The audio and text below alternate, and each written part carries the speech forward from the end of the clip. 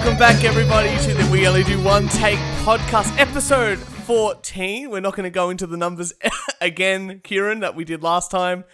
I don't know anything about the number 14. I think it's just a regular number. It's not special or lucky in any way. Kieran, welcome back to the show. Thank you very much. I wasn't actually paying attention because I was trying to write a note to myself on my phone because I don't have a pen and paper. Yeah.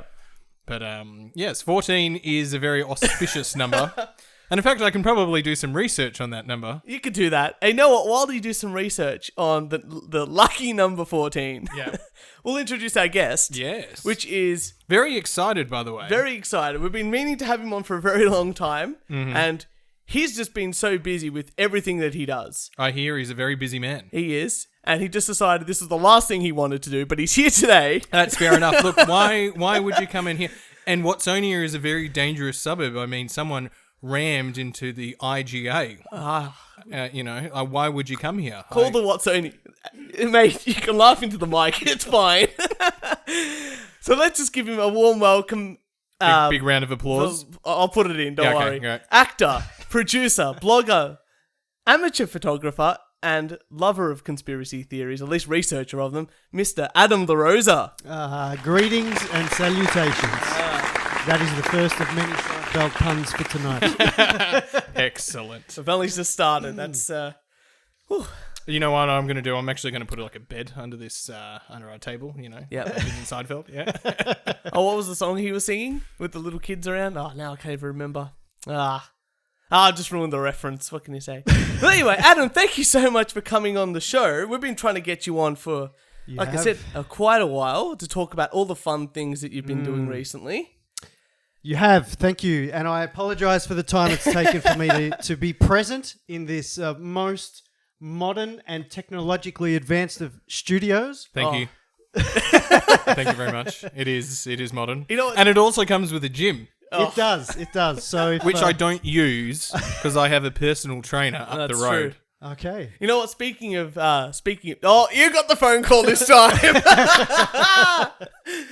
Oh, thanks, Greg. I'll talk to him later. Yeah, that's right. Speaking of gyms, I will have to talk about our push-up competition up later. I've written up some rules. I've done some of that sort of thing. Oh, really? I think we're going to make it professional. Got to get some people involved. Have you started to train yet? Yeah. Okay, well... So have you. Yes, but I haven't actually done any push-ups yet. Yeah, okay. Because I'm still trying to get through the gym program that my personal trainer set, and I thought, I'm very close. I'm very close to getting through it, and I feel like next week I'll be able to start. I'm very excited for you. Yeah. Very excited for you. Are we doing any drug tests before we do the push-ups? Well, we're going to be drinking while we do the push-up test, so maybe this is not... Excellent, and we'll be fine.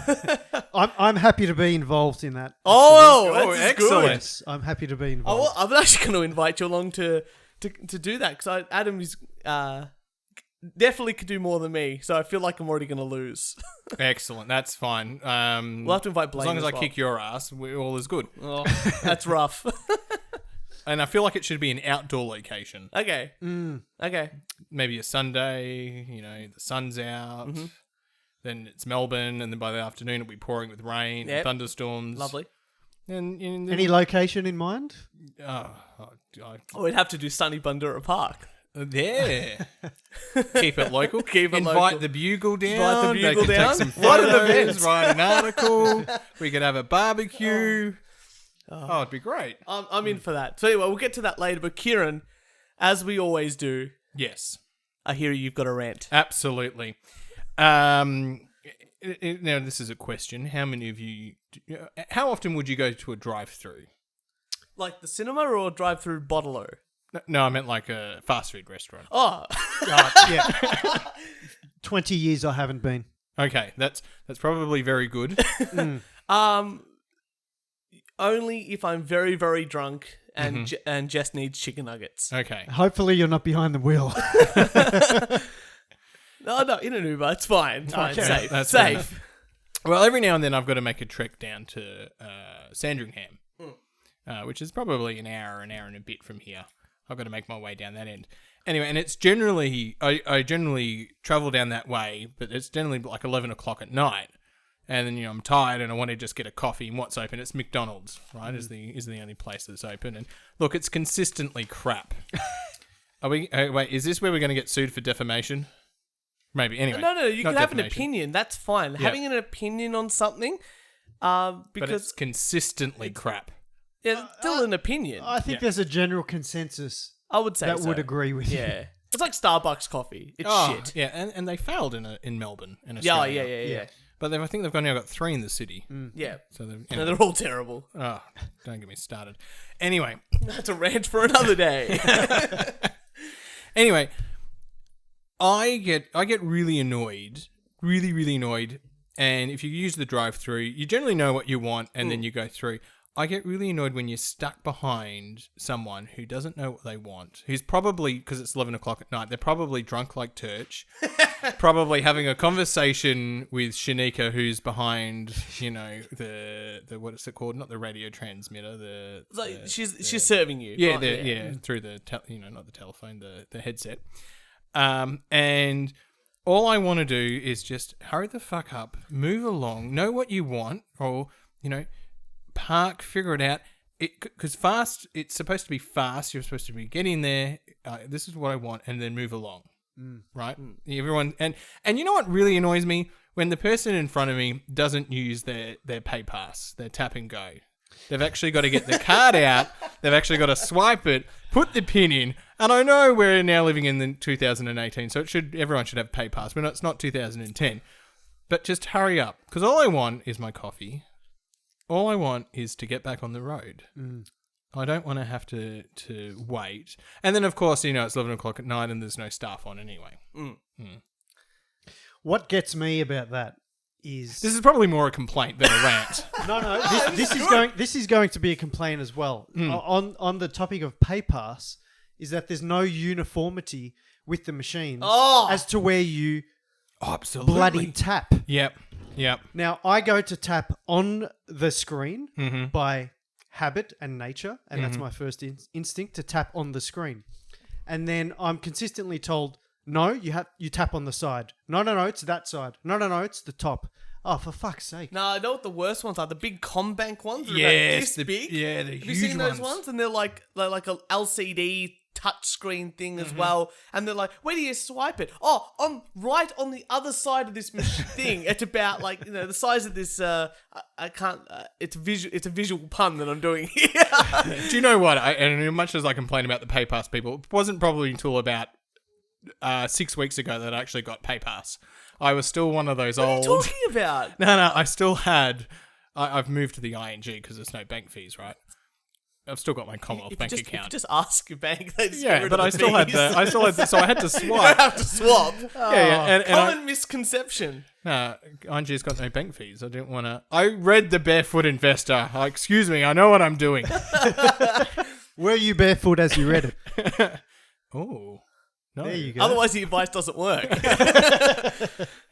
Yeah, and then you have to give it over to you. It's too heavy. You can't hold it. You fall down to the ground. So going on from that, I hate going to the self-serve lanes and then going, oh, you know what? I got a $5 note. The thing is like, $4 or $4.20. And then they give you like 80 cents in 5-cent coins. I think that's almost... That's worse than death. I love self-serve because you don't have to, have to interact with anyone. I'm it's good great. for self-serve, but I just don't like the coins that they give you. I think they purposely went out of their way to program the machine to go, you know what we're going to do? You know those 5-cent pieces that you can't use for anything else but donate to charity and use at our Coles? I just save them up for the Good Friday appeal. Yeah. See, in my car, that's what I've and been then- doing recently. Or in the hat that's passed around church. Yeah. You have to get rid of them somehow. Let someone else That count. means I'm going to have to start going to church. That's true. This is the most anti-church man I know, and he's not going to go to church just to give away his 5-cent pieces. Do you know what? I had to bite my tongue the other day because I had a client, they're in the school grounds, and these 2 kids go, oh, we go to Sunday school. And I just was like, okay, Yeah, it's pretty... okay, that's fair enough. Isn't it bad enough Monday to Friday? Well, one of them goes, I just wish I could sleep in. And I go, this is like a 9-year-old. And I go, yeah, I sleep in every Sunday.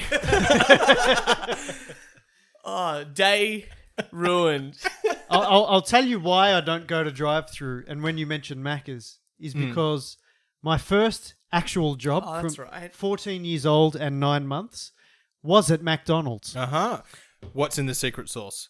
Well, there's a lot of things that you actually don't want to know what's in them. Oh, come on. Give us the goss. But it's speaking about McDonald's and 5-cent pieces, is that I don't know if it still applies now, but you can get meals that are $2.95, $4.95. Everything's 95. So everyone hands over a $10 note or a $5 note. They always get 5 cents in change. They always used to leave it on the tray. Of course, who's going to take a 5-cent piece? I worked at McDonald's for several years, collected all of these 5-cent pieces, and I kid you not, I had them all in, I don't know, it was almost a small bucket. I ended up with about $450 That's amazing. when I counted it all and converted it. Wait, you counted all those 5-cent Well, pieces? you have to take the money to a bank. You actually have to count it. They can't. They don't Oh, now count it they've for got you. coin machines. No, only if you're a drug dealer. Okay. You well, have them clearly in I'm a- auto-counting machines. Clearly, I'm a drug dealer when I go to the Commonwealth Bank. For us plebs, we need to physically You need to count it. physically count it, buddy. Now, they used to weigh them as well before they had the counting machines. I think they still do weigh them, but you still have to count them like in the bags and stuff. Because I've developed for one of the gigs we did and we put all the money in for the what's it called Movember. Yeah, and yeah. the cliches raise all that cash, a lot of coins. I had to physically count them all, put them in bags of like dollars and stuff like that, and then even going into the bank, then they still counted them and still weighed them. True. You would remember... when And I you know was- what? There's nothing better. Someone in another universe has a podcast and they're having a rant right now going, I hate the people that go to the bank with all these coins and all I've got is a simple thing and they're there and they're wasting the teller's time. Anyway. Probably. I wouldn't think it's a waste of their time. Like, That's their job. I mean, like there's not many people that walk into a branch nowadays anyway. So they're probably thankful. No. In Watsonia, the Commonwealth Bank closed and it has been outraged. Oh, it closed. It closed. It shut down. They now have to travel to Greensborough Plaza. Oh, gee. Yeah. And Mitre 10, who was next to the Commonwealth Bank, has now lost like 50% of its foot traffic. That's amazing. I have a problem with the word plaza. Because it makes it, if it's Chadstone City or High Point Shopping Centre, it sounds like a grand destination. When the word plaza is attached to it, like Greensborough Plaza or Laylaw Plaza, Yeah, it really sounds like a subpar third world shopping strip. Well, you just described Laylaw Plaza, I'm not going to lie. I don't think the prices in Laylaw Plaza have changed since the 70s. No, they're still the same. That's one thing. If you want an experience, Kieran, go to Laylaw Plaza. I'm all about experiences. and buy- And in fact, I'm very interested later to hear Adam's view on how I review movies. Oh, that's a terrible. Oh, far out. No, yeah, but fun fact about Greensborough Plaza, no one goes there. They all go to Northland So or maybe Doncaster. we should record a podcast there to be quieter than the bloody the studio. I'll tell you what. There's background noise. I went there to get a haircut. Thank you. I'm very impressed. And short back and sides because I panic when I get to the hairdresser. I don't know I don't know what the trends are. Plus, I'm losing my hair. I'll keep out of this conversation. And so, what do you get when you go to the hairdresser? yeah, Turch? basically the same. To be Short honest. back and sides. Yeah, it's You conservative motherfucker. Oh, look, you know what? I used to have very, very long hair, and I used to have a very dirty beard, and now I just can't do that anymore. I'm too professional for that. And by that I mean it was a lot of work. It was a lot of work to keep long hair. I fully understand how annoying it is for girls, but I don't understand that girls don't wash their hair every day, and that still freaks me out. What's that? Girls don't wash their hair every day. Oh, really? That's a real thing. I heard it can't be too clean, if that makes any sense. That sounds... No. It makes no sense. know Three what? guys It doesn't talking make sense. about No. hair. This is not our scope. We know nothing about this. I have some experience because I did have long hair, and I used to wash it every day. Mm-hmm. So step it up, girls. What can I say? I used to, I'm not sure if you remember years ago, but I actually used to, Kieran, have my hair in a ponytail. Yes. Really? Yes. In a And pony? obviously, this is not a visual show, but I have the Dwayne "The Rock" Johnson at the moment, and have had for the better part of the last 18 years. Oh, yeah, give or take. Yeah. Okay. All right. Well, I will be joining you soon. It is thinning. Someone said I need Ashley and Martin, who's not a sponsor. And never will be. Kieran, I think we should get onto the articles. Why don't you start it off this time? Oh shit! I've got to get my article up. That's why I told you to go first. This is. I use technology. I don't print out. Yeah, I don't have a printer, which is on purpose. Yep. I don't have a printer. Yep. Sorry, can I just interject there? Yeah. He uses technology. Yep. But only recently acquired PayPass. Sorry, back to the article. Look, I still work for the government, so this is the only way I can get the information off the screen. Except for when I was back doing my studies, I had unlimited printing, so I'd go nuts. Yeah. This is a bit of an old one, but I thought it was hilarious. Yep. So I've pulled it up. Teenager sues his parents for $250,000 for naming him Gaylord. Go on. 17-year-old boy from Missouri. That's a pretty Bible kind of state, isn't it, in the US? In the South, yeah. Yeah. Yep. Has launched a civil lawsuit against his parents. Civil. Oh God. That's full on. Against his parents for naming him Gaylord as a child, a name which allegedly caused him to suffer from a lot of mockeries and even serious bullying. Which I don't doubt. Yeah, well, probably happened. Straight away, I'm just gonna put it out there. He could have just gone by his second name, Lord. Well, Mr. Lord. Well, just anything. He could Lordy have gone. Lord, Like, just call me John. Like, he could have done that straight. Like since he went to high school. You know, on those forms, it's, your name, preferred name. Yeah, John. Just use your preferred name. Stage name. Stage name. Yeah, like Prince. Actually, Prince's name was Prince. So there you go. Or Cher. Gaylord Williams from the small city of Kirksville in Missouri. Gaylord Willie. Can you like... Okay, I can actually understand why he's suing now. He's suing parents Dave and Carrie Williams for deliberately making his life miserable by giving him an outdated and terrible first name. Something. Presented this morning in front of the county circuit court, the teenager boy claims he was an undesired child and that his parents deliberately gave him the first name to make him a scapegoat. Wait, he's an undesired child, so that means like he was an accident? It sounds like it. He claims his parents' ill-intentioned plan has worked and that he has to endure constant mockeries and bullying because of his name. The young man has even been physically assaulted on several occasions and has even been hospitalized twice. He says he's tried to get a name change in the past and asked his parents for their permission on several occasions, but they declined every time. Well, hang on. Did he ask for their permission when he decided to sue their asses off? Just a cease and desist letter in the to mail. change his name, he needs permission from them. But not to sue them. No. The US. He finally decided to file a lawsuit against his parents in order to obtain a financial compensation for the suffering that they deliberately caused him. His parents deny his allegations and claim that they simply named him Gaylord because they liked that name. Every year, a few dozen young Americans launch civil lawsuits against their biological parents for various reasons. Many of these cases are cases designed as wrongful birth lawsuits and are often instituted by children with terrible names. So, I'm really confused by a couple of things. Because if he's suing them for, say, $100,000, will that financial compensation make his life better because his name will still be Gaylord? Mm-hmm. Or should he be going to the county court to try and overpower his parents' decision to change his name?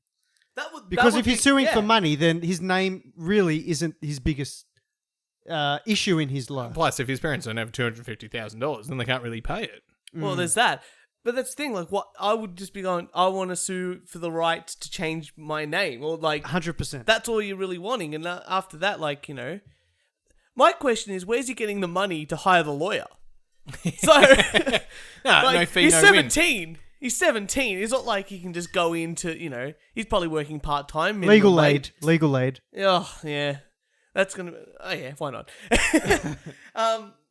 You know, there's only so much money to go around for a 17-year-old. Now, maybe a legal aid's going in, but I don't think... Would a legal aid... Like, they're not going to get any money out of it, are they? I would be a stupid 17-year-old because I would be like, $2,000. If I get $2,000, like I'm the richest person I know, right? True.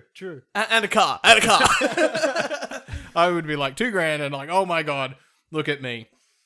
So he's 17. So if we count back, when was Meet the Parent? Was it Meet the Fockers? Meet the Parents. Which was the first I one? think Meet the Parents was the first one. How was that 17 years ago Oh, or that would have 18 to years be. ago? So what is he, 17? That's in 2000? Was that the inspiration for the parents naming their child Potentially. Gaylord? Potentially. Ooh. 2000. That might be the way. There you go.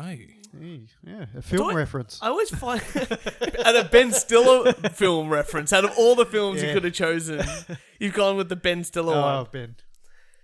Fantastic. Love that film. Good film. Oh, yeah.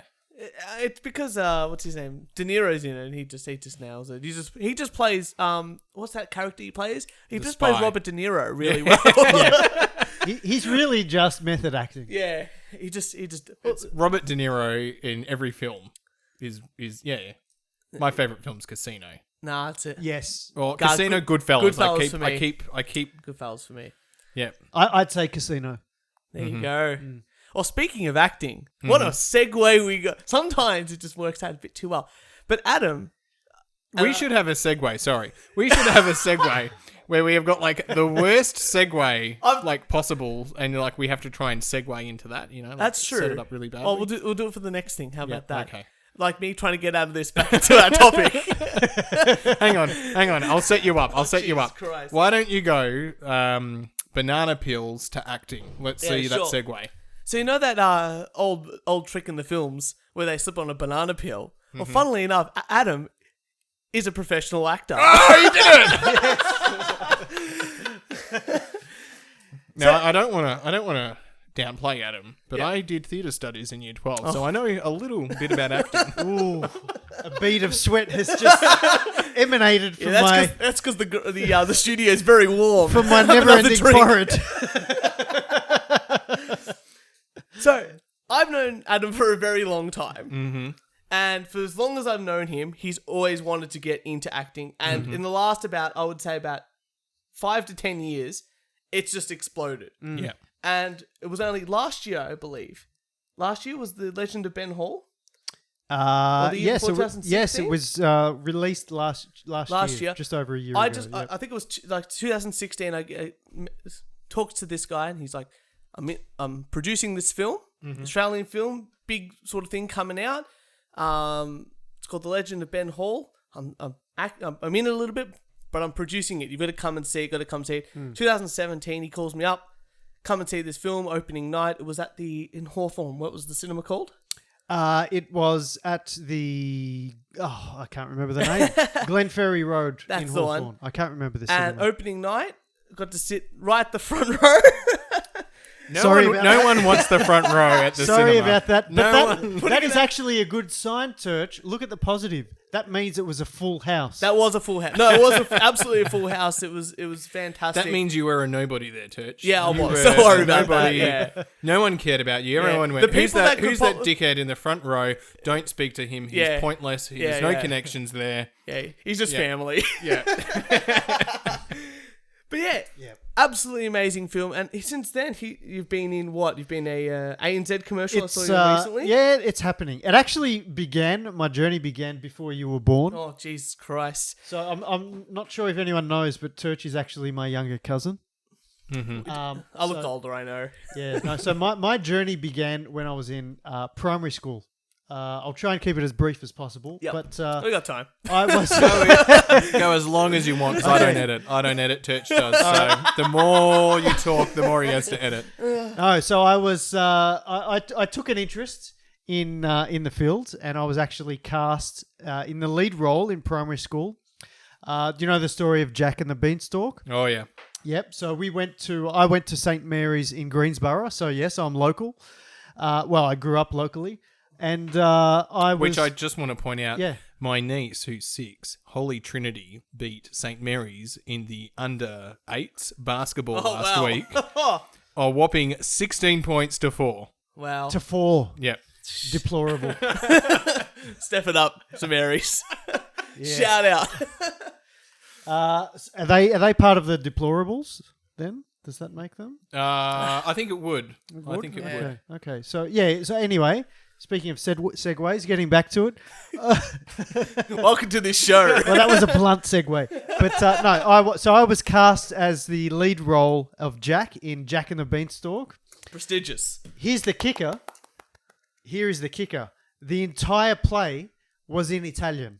Oh. And it was a travelling roadshow play, and we took the roadshow around to all of the Italian nursing homes around Melbourne and performed this play of Jack and the Beanstalk, all in Italian, to Italian, I won't say clientele, an Italian elderly audience in nursing homes. Old wogs. Old wogs, basically. And that's the inception of my love of acting. That's insane. That was a long time ago. That's a very long time ago. And Yeah. what from going on there, what was your first, I guess, how did you get into, I guess, the more from the amateur world of Italian nursing homes? What is the actual transition What- from yeah. amateur to professional? Like, what's this? What's this? What's your story? Because I know everyone's is a bit different. I'm sure you've met a lot of people doing a whole bunch of Because stuff. I'm sure there's struggled for like 30 years, 20 years, whatever. The struggle never ends, Kieran. You had to do cocaine and hookers and I haven't done that in case parents ever listen. The second lawsuit will come from Adam. Also wanting to change his name. Yeah, so classes are always a good thing. It's like untapped. It's like energy that needs to be concentrated and embraced and guided. And like anyone in any creative endeavor, I guess you have your brain's never ending. It's ticking. There's so much creative ideas processed in your mind, and you really need guidance. So I actually was trained by. Okay, I'm not sure if you'd know him. His name is Tony Nikopoulos. If you've ever seen The Wog Boy, he was Nick Giannopoulos' cousin. I think it played his cousin. Wasn't everyone in that film, Nick? Everyone was his Giannopoulos? cousin, but he was the one who wore the neck brace and was yes. always Oh, trying. my neck. Yes, Oh, falling in front of the police car, Yeah, trying yeah. to claim compensation in Centrelink, all of that. So I had personal tuition with him, both one-on-one and group classes, and this went on for a couple of years. And then I was represented by him and started doing small odd jobs here and there as an extra. I'm pretty sure everybody starts out as an extra in the industry. Unless you have fantastic tits. Well, I trained very hard. Thank you, Turch. They are. I trained I think very this is hard, the second but time no. you've commented on anyway. They've actually gone down. I've measured them, and side note, because I've been gymming, and they have reduced. So I'm very making impressed. progress. Well, I'm still an A cup. I can't get any bigger than an A cup. Have more soy, mate. Have more soy.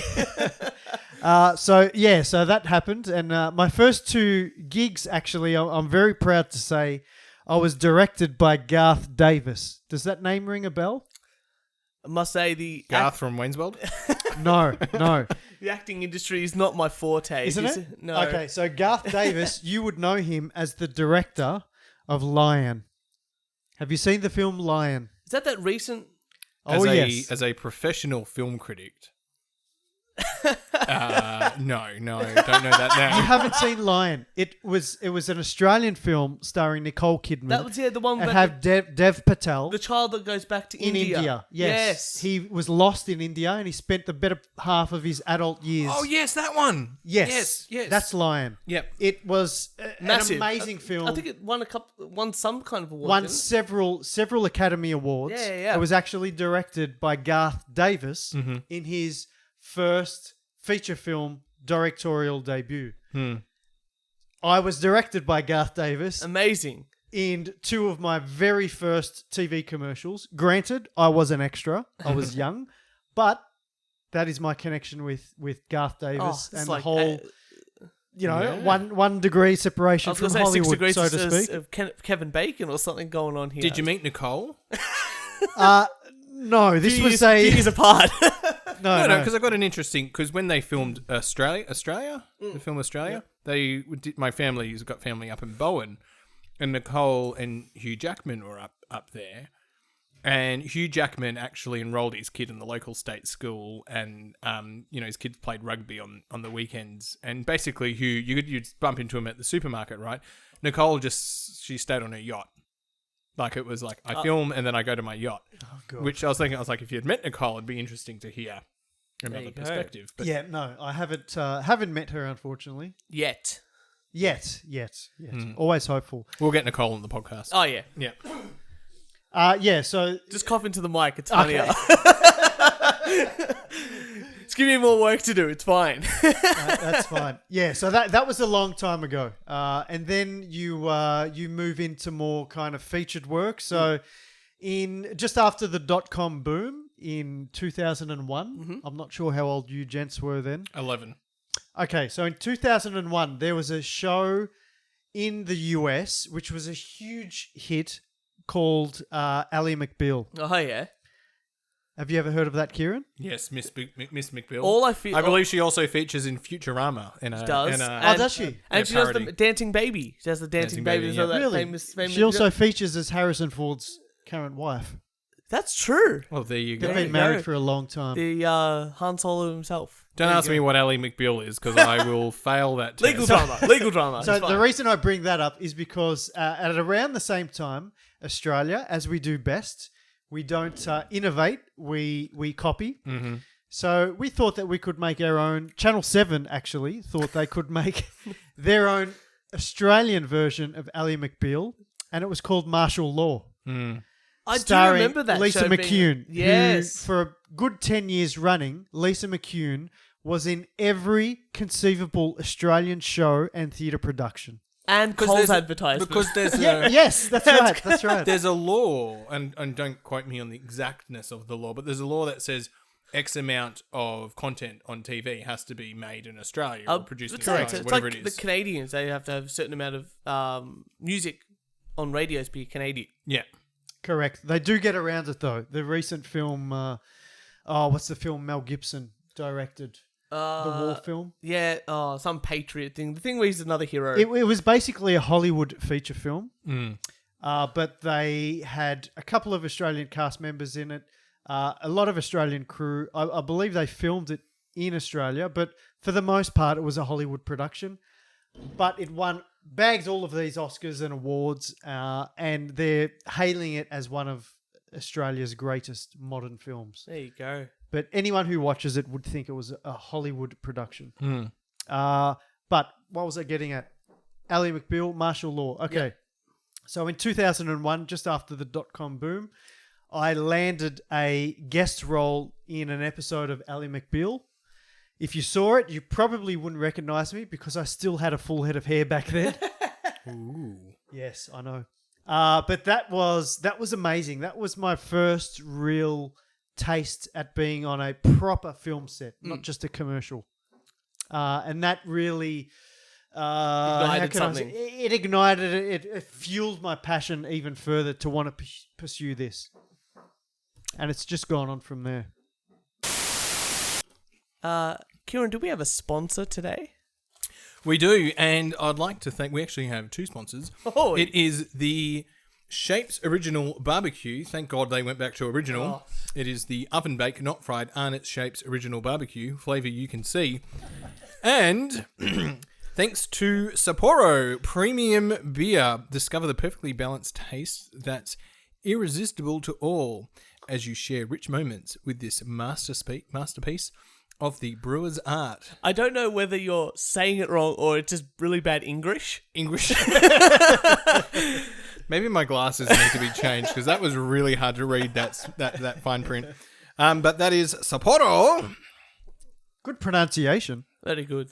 From Japan, 1876. I don't mind this one. It's pretty good. I haven't had Japan's- one of these in ages. It's Japan's oldest brand. Well, when I was at the bottle shop, which the Watsoni Bugle has, this better be still part of the ad, has done an article on about how drive-through supermarkets don't work. Great read, because the car went through the window, or actually the doors, in the early not as hours of the drive-through morning. as he was hoping. I went, what beer haven't I had for ages? And it was the Sapporo. Lovely. Or Sapporo. I don't know, whatever you call it. So you just got off your spiel on the Alec McBeal clone. Oh, Jesus Christ, that was a lot harder to say. It sounded so good in my head. So yeah, you rubbed up against. Oh my god! Did I rubbed up against Nicole Kidman? No, I was gonna say Lisa. What's it? Oh, now Lisa McCune. Lisa McCune. I was gonna say Rob Nichols, but that's just a terrible. Oh my thing. god, where is this Hey, going? hi, let's just do that again, eh? No, absolutely not. I won't allow it. That's right. So, what was the next step into your lovely, illustrious career? Yeah, the next step was being interviewed and questioned by the Victoria Police as to why I rubbed up against the lead actress of a prime time Channel 7 show. So that was the beginning of the Weinstein era. Hey, it can't be as bad as the guy that just did the professional standards guy. I don't know if you saw that in the news today. No, I didn't. Oh, he basically went online and under a false account and was saying some really racist and lovely things, and he was the head of professional standards. Oh. What a guy. Of Victoria Police. That is the Victoria's finest police. The only one we got. But anyway, back to civility. Yeah, so we're getting to how he got professional. How he became professional. Yeah. Okay, so after martial law, I met a director of a film that was in pre-production called Nightclubber. Mm-hmm. This was in 2002, and it turns out that this feature film had some heavies involved in it from the underworld. So if you remember the Melbourne Underworld War Yeah. that was going on and that ended because most of them aren't here anymore. They'll eventually kill each other and it all will be fine. I think that's the Yes, reason why they're not yes. here anymore, Kieran. So I'll may he rest in peace, Willie Thompson. I'm not sure if that name rings a bell to you, but he was one of the men involved, unfortunately, to his demise in the Underworld War. And this actually does have something to do with the film I'm talking about. So he was the stunt coordinator of this film called Nightclubber, and he also had an acting role in it. So I spent a lot of time on set as a youngster. I was actually lucky enough to be the casting assistant for the film and had a supporting role in it. So I spent a lot of time. So he cast himself. I had no, I did not. So I had Something Kieran would do. all I'm thinking of, that's great, and I love where this is going, but how do I become like network CEO? You know, that's all I want to do. I just want He's building up to it. He's building up to it. I'm building up. I'm not how quite. can there yet. how can I not no those want to act, that's fine. How can I be the one that's making the decisions for the network? You know? Apparently, so far, become part of the underworld. So, Yeah, I think becoming part of the underworld will get you anywhere you want to be. How long you'll be there is another question. Got it. So I was involved in this film, and after this film, or I can't remember exactly, it was a while ago, during production of this film, or just after it was released, this whole underworld thing came about, and unfortunately, Willie Thompson lost his life, and of course, the film, for better or worse, was the recipient of a lot of publicity and attention. Mm-hmm. And it did bring a lot of attention to the film and the fact that it was very dark. And yes, the film was very dark and involves the underworld as such. But yeah, that was another taste into filmmaking, because that involved the men's gallery and all manner of things, which I'm not sure if they're suitable for this. we are on podcast. the internet. Yeah, we are on the internet, so you can say whatever you want. Okay, yeah. So, we spent a lot of time at the men's gallery, both filming there and being present there during its operation. Well, you had to scope out the locations. Location I would assume scouting. that would be the... Yeah. Well, of course. And, you know, what better way to conduct cast and crew meetings than in a location as dark as that? I've been to the men's gallery on a few occasions, and it's been a wonderful experience. Okay. I hope they certainly don't accept PayPass in there. Swipe only. I went after my first visit. Make sure you've got all the cash drawn out from the ATM before you enter. Yes. Not the ATMs there. Anyway. So, so then it's... An honest question. When you're on set, and I know I'm jumping a little bit, but is it true that there's a table full of food? Yes. Oh my God. Yes. Why am I not in this industry? It's constantly refueled. I kid you not. Really? It's refueled. It's topped up. Is it part of in the contract or the No. bargaining It's agreement? Part of just the catering agreement, I would It's assume. just part of... Okay. Do you know how you often hear... Well, I'm not sure if you've heard it, but whenever a film is involved or you hear about filmmaking, you always hear the word buzz. There's a buzz on when you're making a film. There's a buzz on set. Yeah. Have you heard that before? Yeah, there's the energy. It's the Energy, yeah. yes. People are all like extroverts and they're all bouncing off one another's 100%. extroversion. Even introverts become extroverts on Yeah. a film set. Yeah. And part of the buzz, I'd say a small part of it, but if you had anything to do with it, then I'd say for you, the food or the catering would be a big part of it. Oh, absolutely. So that's part of the buzz of what you feel on a film set. There you go. 100%. I know we're getting there, but I'm jumping the gun because it's very interesting and I just can't help myself. How many, on average, when you film a scene, because I know there's like, you film these scenes, but you've got green screens and then the stuff gets added in and all the effects and all that kind of stuff. But on average, how many takes does it take? So you've obviously you've got to do like the read through, and you've got to get the funding, and then you've got to do rehearsals, which I'm not sure how many rehearsals you do. Yep. But when you're on set, like how many takes does the director go? Like, is it 10 or 12 or 2 or? Because we only do one take here. We only do one take here. Yeah, so that wouldn't be conducive to filmmaking. Even if an actor or an actress absolutely nails their first take, you will never just leave it at one take, ever. There's always this term you hear, let's do another one for safety. Yeah. Another one for safety, another one for safety. I feel You it's constantly hear that. I feel it's the same for when recording music. Like, we've been recording the theme tune for the podcast. Like, it's like a 30-second thing, but like all those guitar tracks, I would have recorded like 5 or 6 of each.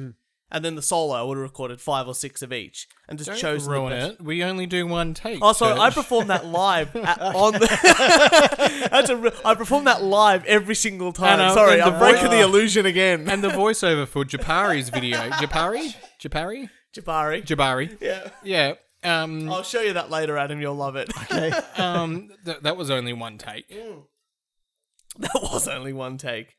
Yeah, so there you go. So yes, so to answer your question, it is never, absolutely never one take, unless, and here is a big unless, that is specifically part of the film or part of that scene, or it's only supposed to be one take like to something get like a stunt that's very a expensive. stunt or to get raw emotions that are natural. Yeah. But that is so rare. 99% of the time, there's at least 5 takes. Because I know when I did, like I said, I did theatre studies just to get out of actually sitting behind a desk at high school. But there was this whole thing about like in the theatre, you've got to be over the top and you've got to, express yourself. Whereas in movies, I heard that you had to actually be very sort of, you can't. Less is more. There's Yeah. a saying, less is more. So you're going from, you've got a script, you've been casted. So how long, because this is the other thing, movies just are, you watch these films, but then they might use like the same set, but they come through at different points throughout the timeline of the film. So that's all filmed in one take, that set? Or? Well, it's funny you mention that because with The Legend of Ben Hall, now I don't suppose you've seen it, but... No, I haven't. I did try to get him to watch it, but we just... other things came up. No, that's fine. So The Legend of Ben Hall, majority of it was filmed outdoors on location, which is a nightmare. Anything on location adds many zeros to the cost because you're dealing with the elements and you can't control those elements. So it's not like being in a studio where the atmosphere in the environment is 100% controlled. Yeah. We did film for, I think it was 5 or 6 days in the Melbourne Dockland studios. So all indoor scenes in the entire film of The Legend of Ben Hall are filmed in the Dockland Studios Oh, wow. in 2 sets. That's amazing. 2 different sets were used and rearranged to create every indoor scene in The Legend You'll of Ben Hall. have to watch it because that's absolutely incredible. Because it's so many indoor scenes. We'll just make sure that all my movie requirements Oh, yeah, for absolutely. me being a critic are met, and then I'll watch it. Yeah, don't worry. I'll get you some beer, popcorn, and some leg room. You'll be fine. It's a long film. It is, but it's fantastic. But there's so many indoor scenes, but not only lots of varying indoor scenes. Like we're not just talking about, like, you know, because it's set 1800s or so, 1865. 1865. You know, so we've got like a lot of wood cabins, but we're talking like bars. We're talking about hotels, courthouses, and a whole bunch of. You know, it's not just like, you know, yet one indoor cabin. Yeah, it's very varied, and to hear that it's only 2 sets that have been rearranged. That's that's almost insane to think. That's right. I mean, that's a bit of trivia. I don't think a lot of people outside of the film are actually aware of that, but that just I'm putting that on the IMDb page now. There you go.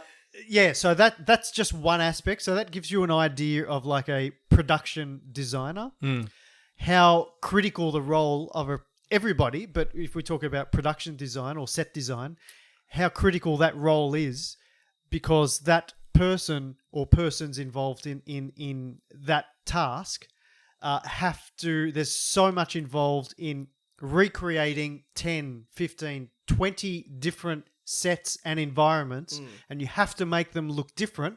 Otherwise, the audience is going to say, hang on, that's the same. That's house. exactly the same background as the other set, and that was inside a house. This is supposed to be a hotel. So there is a hell of a lot involved in it. But the amazing thing about sets, and I guess like a band, Turch, is that it is honestly, and we hear this word, it's like a buzzword thrown around a lot nowadays, but the word collaboration, making a film is such a collaborative experience. It's because every single person, no matter how senior or junior their role is on set, they're all genuinely working for one result. No different than making that's music. right. Exactly right. So I've got another question. quickly, go for it. Why? So this is the interesting thing I find about Australian cinema, is that when you're making these films, or these films are going to production, do they do their business case and go, we're predicted to make X amount on return on this investment, or is it going, we've got all these government grants, we can put this together because the government says we've got this law and we've got to make Australian content, or whatever it is. Yep. The law about Australian content is primarily about television, not film. But in regards to that, film doesn't always get, in most cases, Australian film, independent film, does not get government funding. And this is a big issue in Australia. This is why there is so much independent filmmaking and independent production going on. Because the government really, and I don't like to say this, but it needs to be said, and anyone in the industry is aware of it, unless there's a big name involved in a production or attached to a script or a screenplay, the major funding bodies really don't even want it. They won't give you a first look, let alone a second look. So they're wanting a return on their investment, the major funding bodies. That's what. Absolutely. Yeah. It all... Unless it's guaranteed. Which, look, what's guaranteed nowadays? But if there's a name like Hugh Jackman attached, or Nicole Kidman, Jeffrey Rush, then 100% they will put their money in. But this film... So this is another tangent. That's okay. Yeah. Working Dog Productions. Yes. They did The Castle. They've done The Dish. Kieran's favourite film. Yeah. I love those 2 films. And they've done a number of other content. So they funded themselves, or they got other funding, or? I don't know. I don't know those details intimately, but I know it is a group.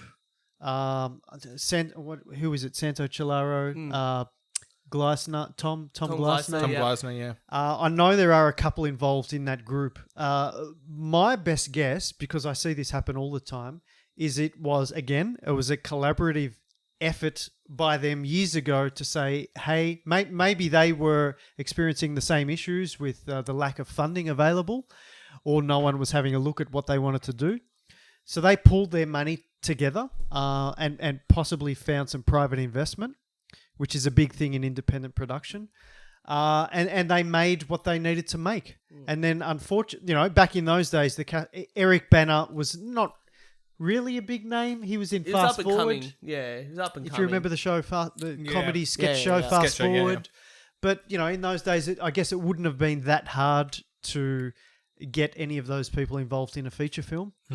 But a lot of it is private investment, as majority of The Legend of Ben Hall was as well. I was going to say, so how did you get involved in The Legend of Ben Hall? Because, I got to see it, and I heard that you were part of the...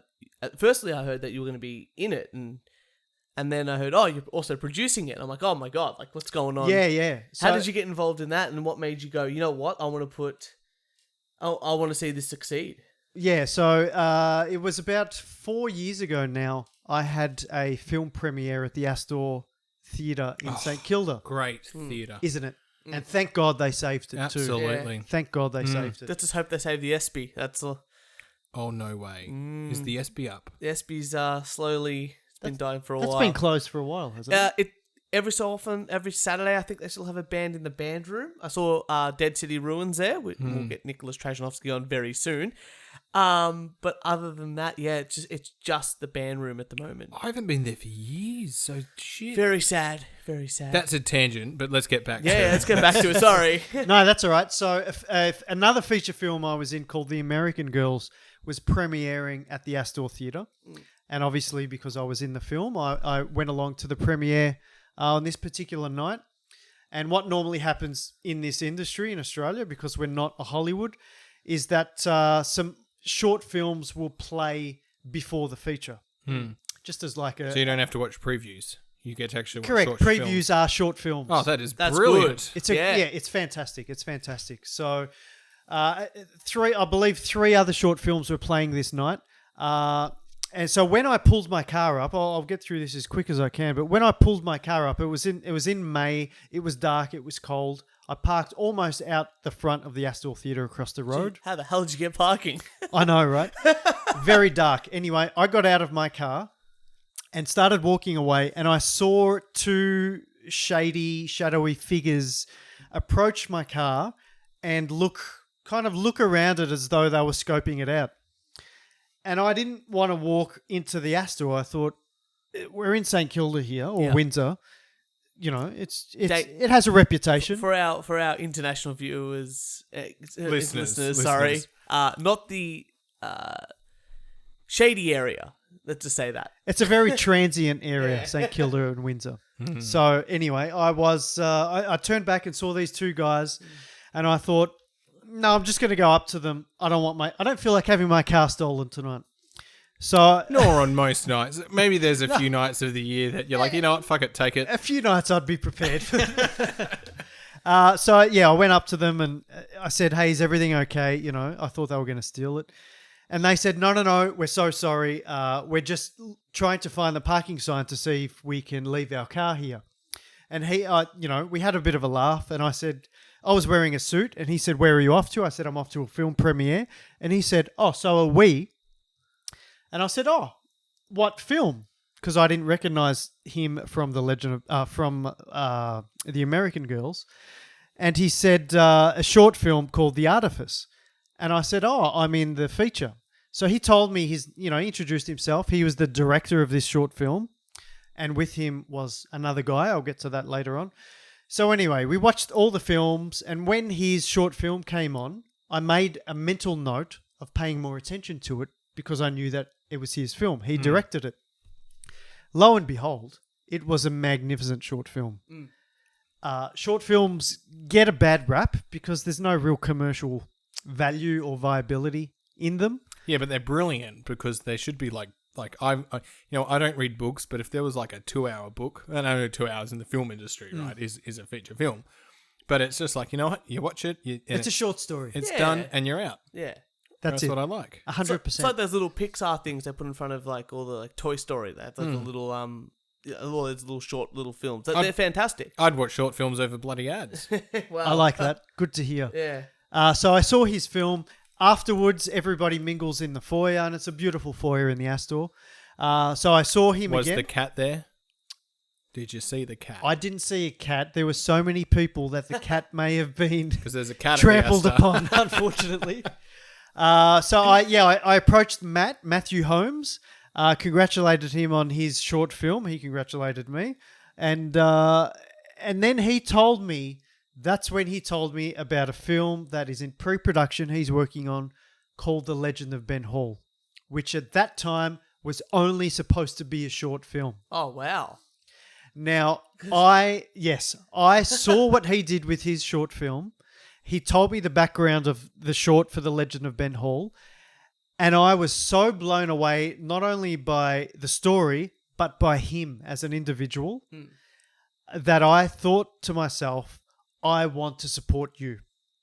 And the Australian film industry is so small that it's all about people supporting other people. Especially within the industry. Very important. Within the industry. And this is one thing I can say, frankly, that pisses me off about this industry is that actors, especially actors, only tend to support, especially financially, tend to support another project if they're involved in it as an actor or actress.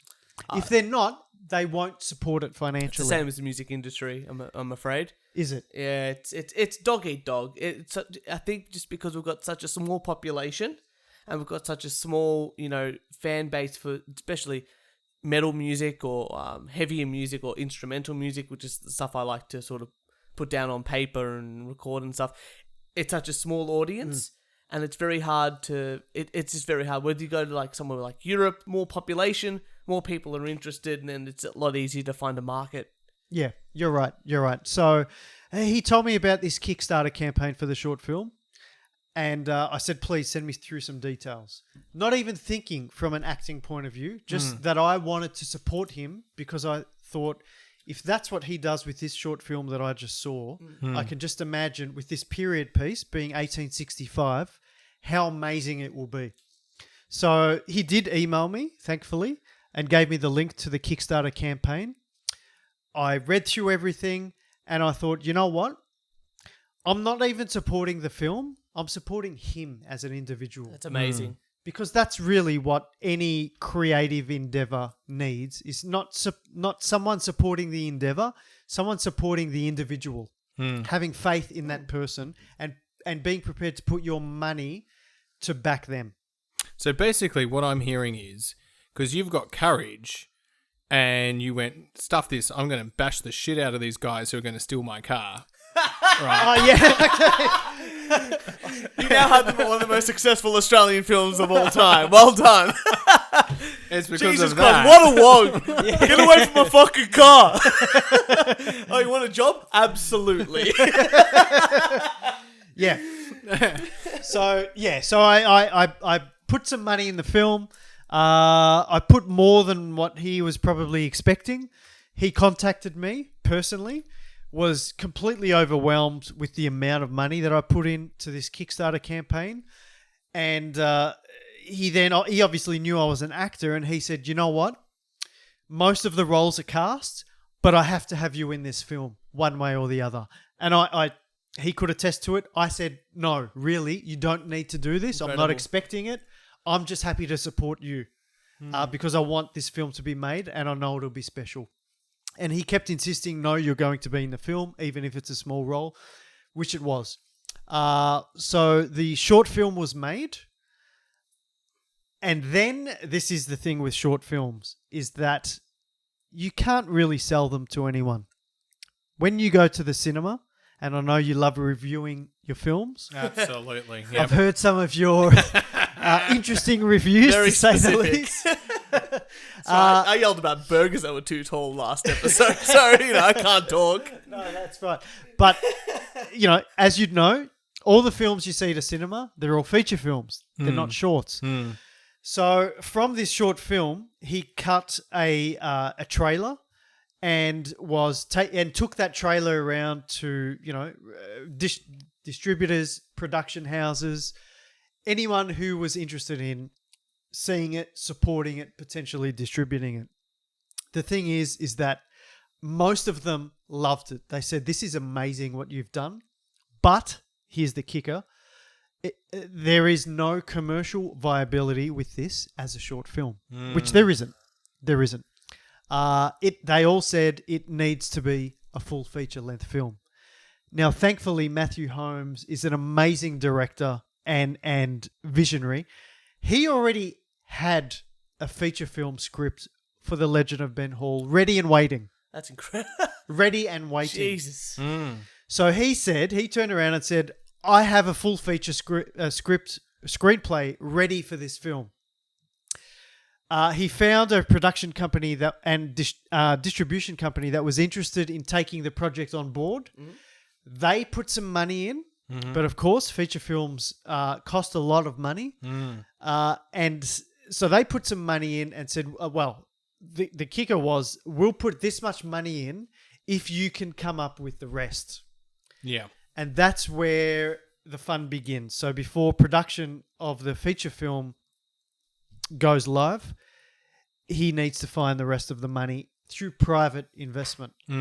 So what he did, my understanding of what he did, he personally approached the top 5 or maybe the top 10 highest Kickstarter backers, of which I was one of them, and basically said to us, I remember this meeting one-on-one with him, and he said, look, we've got a production company interested in this film. They're interested in distributing the completed project.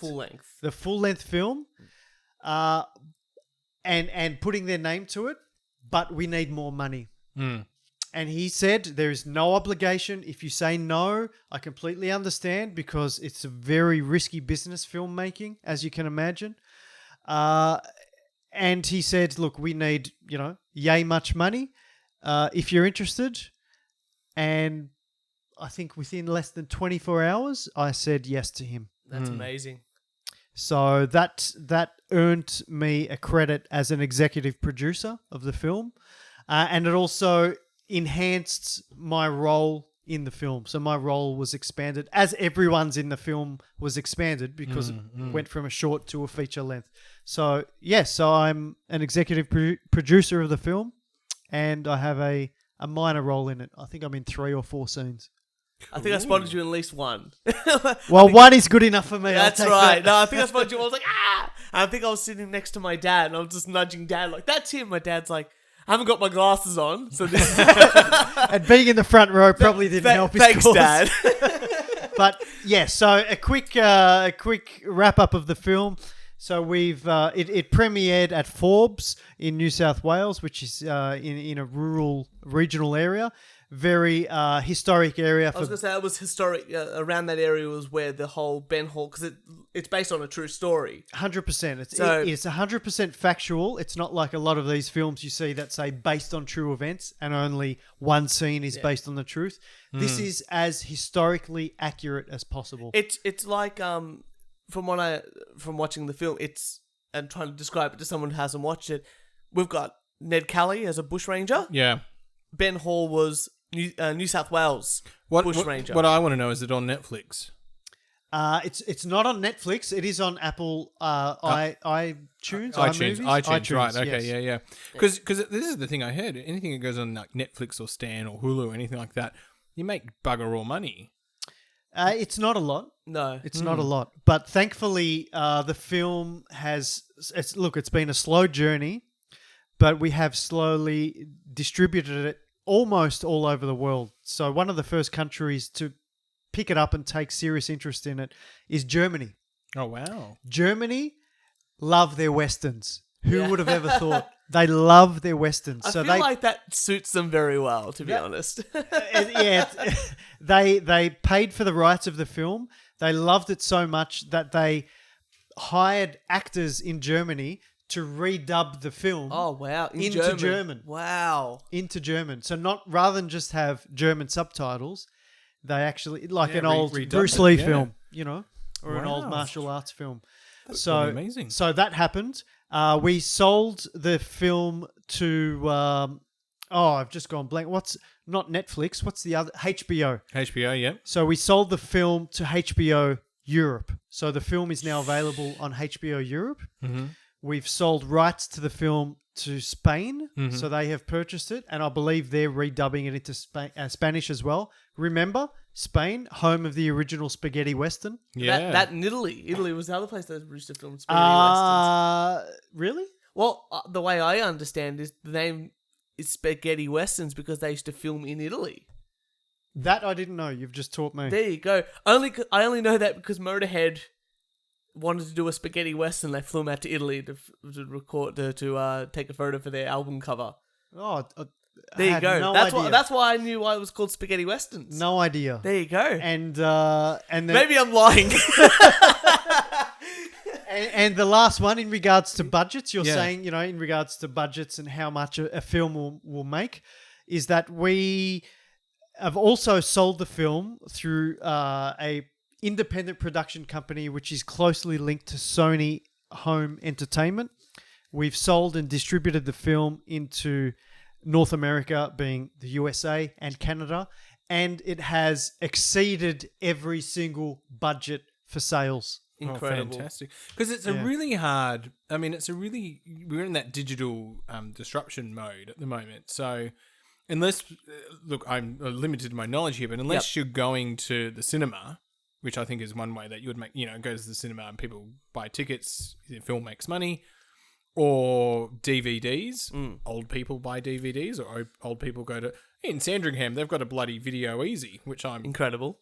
gobsmacked that's still operating. There's Like, one in Croydon as well. Jesus Christ. Yeah. Anyway, but people are in there. Mind you, last time I was in there, I saw a young couple. I was like, what the... I just wanted to know. They were actually looking for the videos. Maybe their internet connection was down that night. Wrong shot, mate. Yeah, but then you've got your platforms like Netflix and Hulu and HBO, but you're not making a lot of money per No, view it or really anything depends. like I mean, there's other avenues that people don't think of.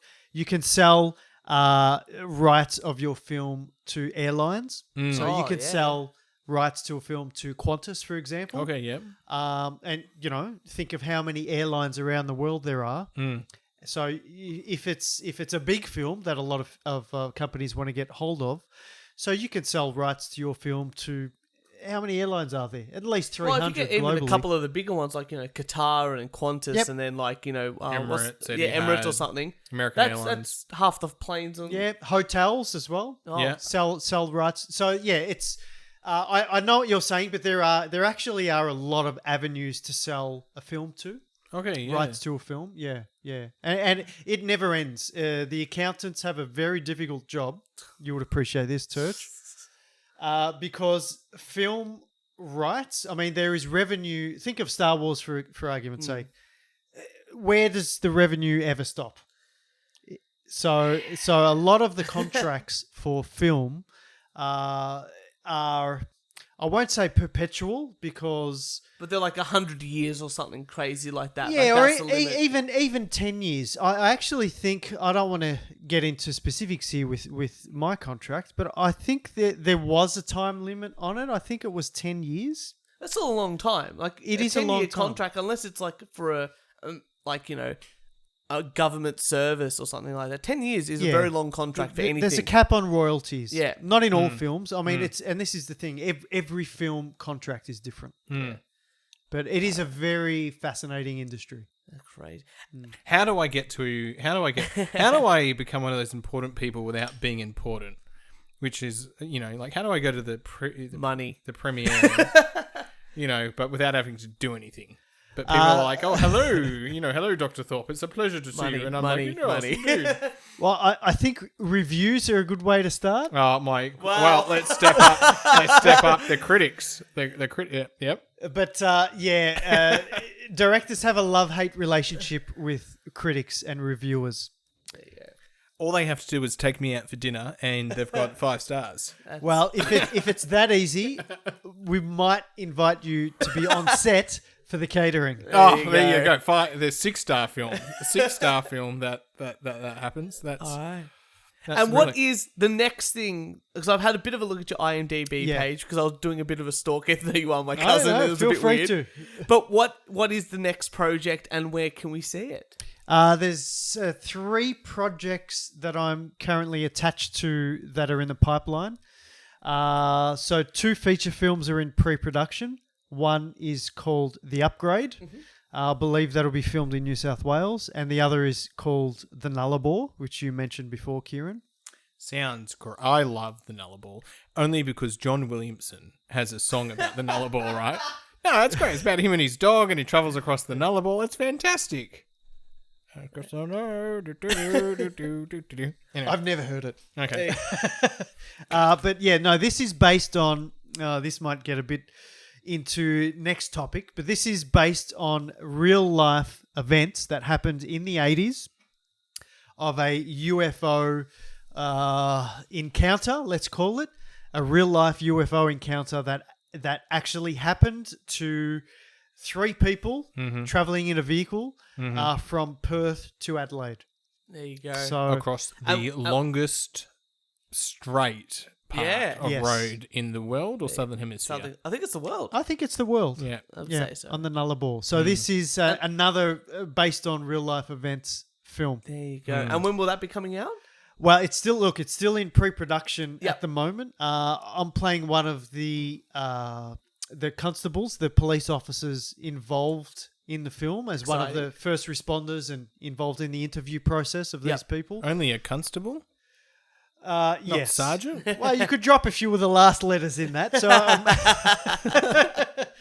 I'm sure I'm that in it. But no, so there's those 2 feature films, but the next project that's in the immediate future, it's actually within the next 2 weeks, is a short film called They Can't Hear You from a Melbourne production house called Primitive Films. Right. And where could the lovely people see that? Well, we haven't actually filmed it yet, so at the moment you won't be seeing it anywhere. But we're filming it in an amazing studio in Essendon. And the catering, Kieran. Catering, my God, the catering. I feel like we've got a guest that understands me. It will be epic. I'm actually not acting in that film. I'm involved in that film as an executive producer. So there's a lot of back-end work involved in that, but the catering will be epic. Excellent. And honestly, if you need someone to just test the catering, scope the catering and, just do my magic, that's more than available. More than available. And who would have thought Essendon has a studio? Who would have thought they're everywhere? There's actually there's film studios on High Street in Thornbury as well. What? Yes. Yeah. They're called DCF Studios. Oh, there you go. Same as recording studios for musicians. They're just everywhere. Right. They're absolutely everywhere. All I know of is the bars on High Street and the gun shop. The gun shop, yeah. That's still there. That's still there. That's Really? one of the only registered, I think, gun shops in Victoria. Oh, One Second of the Amendment. one of the biggest ones, yeah. Bring it on. Yeah, that's And right. there's also a rifle range in Northcote. There is, but we'll talk about that because I want to go shooting some guns with you soon. So Excellent. that's excellent. Excellent. I know we've got another article coming We should up. do a quick article and then we'll go into our next topic because this sort of leads into our next topic. All right. Sounds good. Well, Adam was just talking about a film about some alien abductions and in Victoria, but I thought I'd read this one. This is the headline of the article. I was abducted by reptile aliens who raped me on the moon every night. What? This is real. On the moon. On the moon, Every yeah. night. Yes. Okay. So Naria Terrella Isley, a former radar tracking officer for the US Air Force, recalled a bizarre and shocking incident under hypnosis. The rabbit hole just keeps going. It gets deeper. Do you know, I He's have taken his glasses Yeah, I off know. already and Seriously. rubbed his eyes. I have tried hypnosis as a patient. It does not work on me. There we go. They just can't penetrate my brain. They just No one can. You set yourself up with the jokes, mate. Lucky you said brain. So a former US air worker has claimed she was abducted by reptile aliens who raped her on the moon countless times. countless. Countless. Ooh. Literally. Okay. While she was there, she said she was made to have sex with aliens and lift boxes. Lift of anything they could do. Lift boxes. She claimed security guards raped her in front of an audience, and she was jabbed in the neck with a mysterious drug while in an underground lair. And she said she was raped on the moon. All this happened under hypnosis. She was taken into space 8 to 10 times over several months when she was 25. She said the aliens put her to work, having her operate electronic machinery to excavate the darkest parts of the moon. Describing how she was used for sex almost every night when she was on the moon. And she was regularly passed between the reptilians. In addition, she said grey aliens were present, helping to do the work, as well as human personnel, inverted quotation marks, were also forced to help the reptilians do their bidding on the moon. The incidences stopped in 1980, and she describes her abductors. They had humanoid. They would look like humanoids, and did have a tail. And apparently, on the dark side of the moon, there was lots of sexual abuse. So, apparently, it was all to expand their military base, and she did lots of like I said before, lots of manual labor, including moving boxes. How old is she? Well, she was 25 at the time, 1980. So, what would you been like 50s, 60s? And she's just recalled this Well, now. no, only because she went through hypnosis. Oh, okay. Yeah, right. So something that strikes me odd about that. Do you know what? Apart from every single part of it. I would get a new hypnosis person because I think he's planting memories in there. Or she's making up a great story to get on on the mirror.co.uk, which we know is a very reliable source. That is a reliable source. I get a lot of my information from People Mirror. are just lining up to be on the mirror.com, aren't they? So what were you going to say, Adam? What did you find a bit odd about this whole situation? Well, only one thing. Everything seems reasonably in check apart from the moving boxes. So I'm confused about that because if we assume that aliens or extraterrestrial beings are far more advanced than human beings on Earth. Yeah. And they're capable of telepathy and, have all of these powers and mind over matter and control over reality. But they need her to physically pick boxes. Now, it's the 1980s. We're only 20 years into the moon. Correct. It was analog then. We've got to move into the moon. Of course, boxes need to be moved. I would say so, especially for moving from your house on Earth onto the moon. 69 was when we landed on the moon. That's true. Yeah. Did we? 1980s. Oh, I didn't want to say anything, but there's two things that I would debate in that. Is the fact that she was moving boxes. That's the only thing I believe. I think she was in the and work the second camp. thing is that they're actually on the moon. Yeah, I don't think that... I feel that the moon has never been visited. There you go. So... The other reason I wanted to bring Adam on, and I think I've teased this for a while, is that we should do a conspiracy theory episode. And as long as we get spooky music in here. Oh, obviously. It's basically going to be you looped that in the background for about 10 hours now. So one of the things that, other than his amazing acting and all that sort of stuff, Adam actually got me into conspiracy theories or, thinking differently about a whole bunch of stuff. Very long time ago. Was it me? It was you. And I didn't know that. I believe there is a Facebook page. It is called... Oh my god. Yes. I did not know that was going to be brought up. Well, you know what? I tried to do my research and I tried to pass on my research as much as I can. And we can bleep this out if you'd like. Possibly, because I have actually received, in all seriousness, death threats. Wow. Really? 100%. So I run this Facebook page anonymously. Mm-hmm. I've done so, I believe, since 2011 or 2012. I have been outed a couple of times. I don't know how people found out it was me. Mm-hmm. Well, we'll definitely bleep out what I just read. That's fine, yeah. And it's so much so that one particular person who was repeatedly threatening to take my life was based in New York, and it reached the point where I actually needed to contact the NYPD and make an official report against this individual. Wow. Yes, there's That's insane. Yeah, some people can take things a little bit too far. So I'm interested to hear. and this is why I wanted to bring Adam on, because other than the fact he's like the most insane, one of the, for me, like, Australian acting royalty in my eyes. Thank you. Thank you. It's all right. Far from. I'll accept In my eyes, I'm anyway. your older cousin. You Thank you.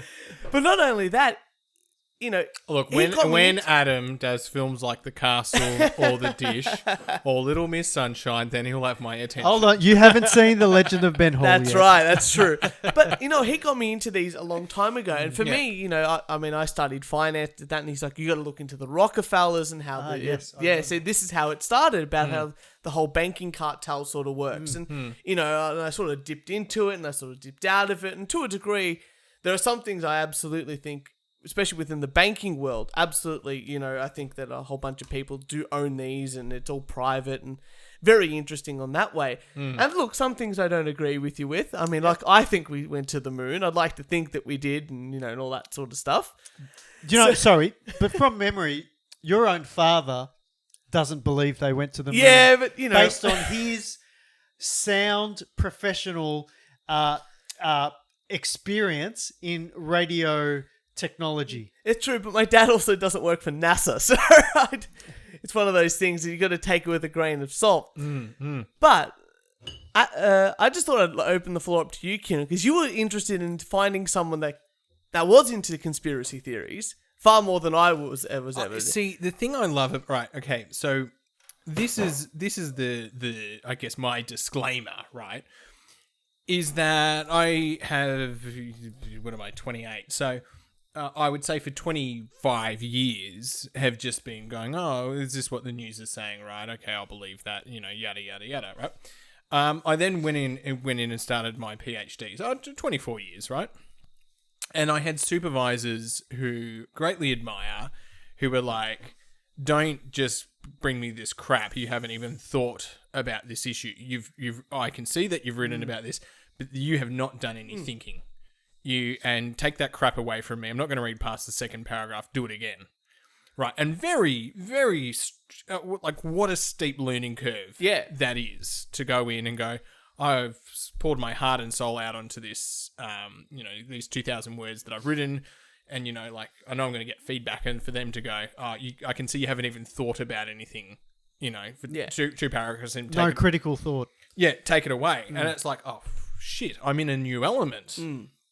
And I guess that has been my biggest learning curve over the last few years, where I guess I haven't given conspiracy theories or the big conspiracy theories any huge thought, but my perspective has changed in that I am willing to hear out, I guess, more evidence or more opinions on things, rather than taking the held belief or the held opinion.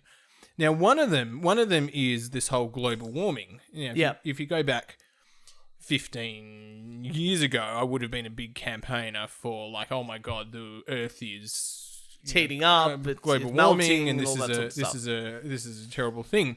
Now, while I still, and I mean, my thing is, I've looked at meta-analyses, and I've looked at the research into global warming, and I still go, global warming is something that is occurring, and I go, that is happening. But then there's this other element of going, well, what are the causal factors, and what are these causal factors? And I say factors, not factors. Yeah. What is the biggest driving change to that? Once again, drilled into me, correlation never equals causation.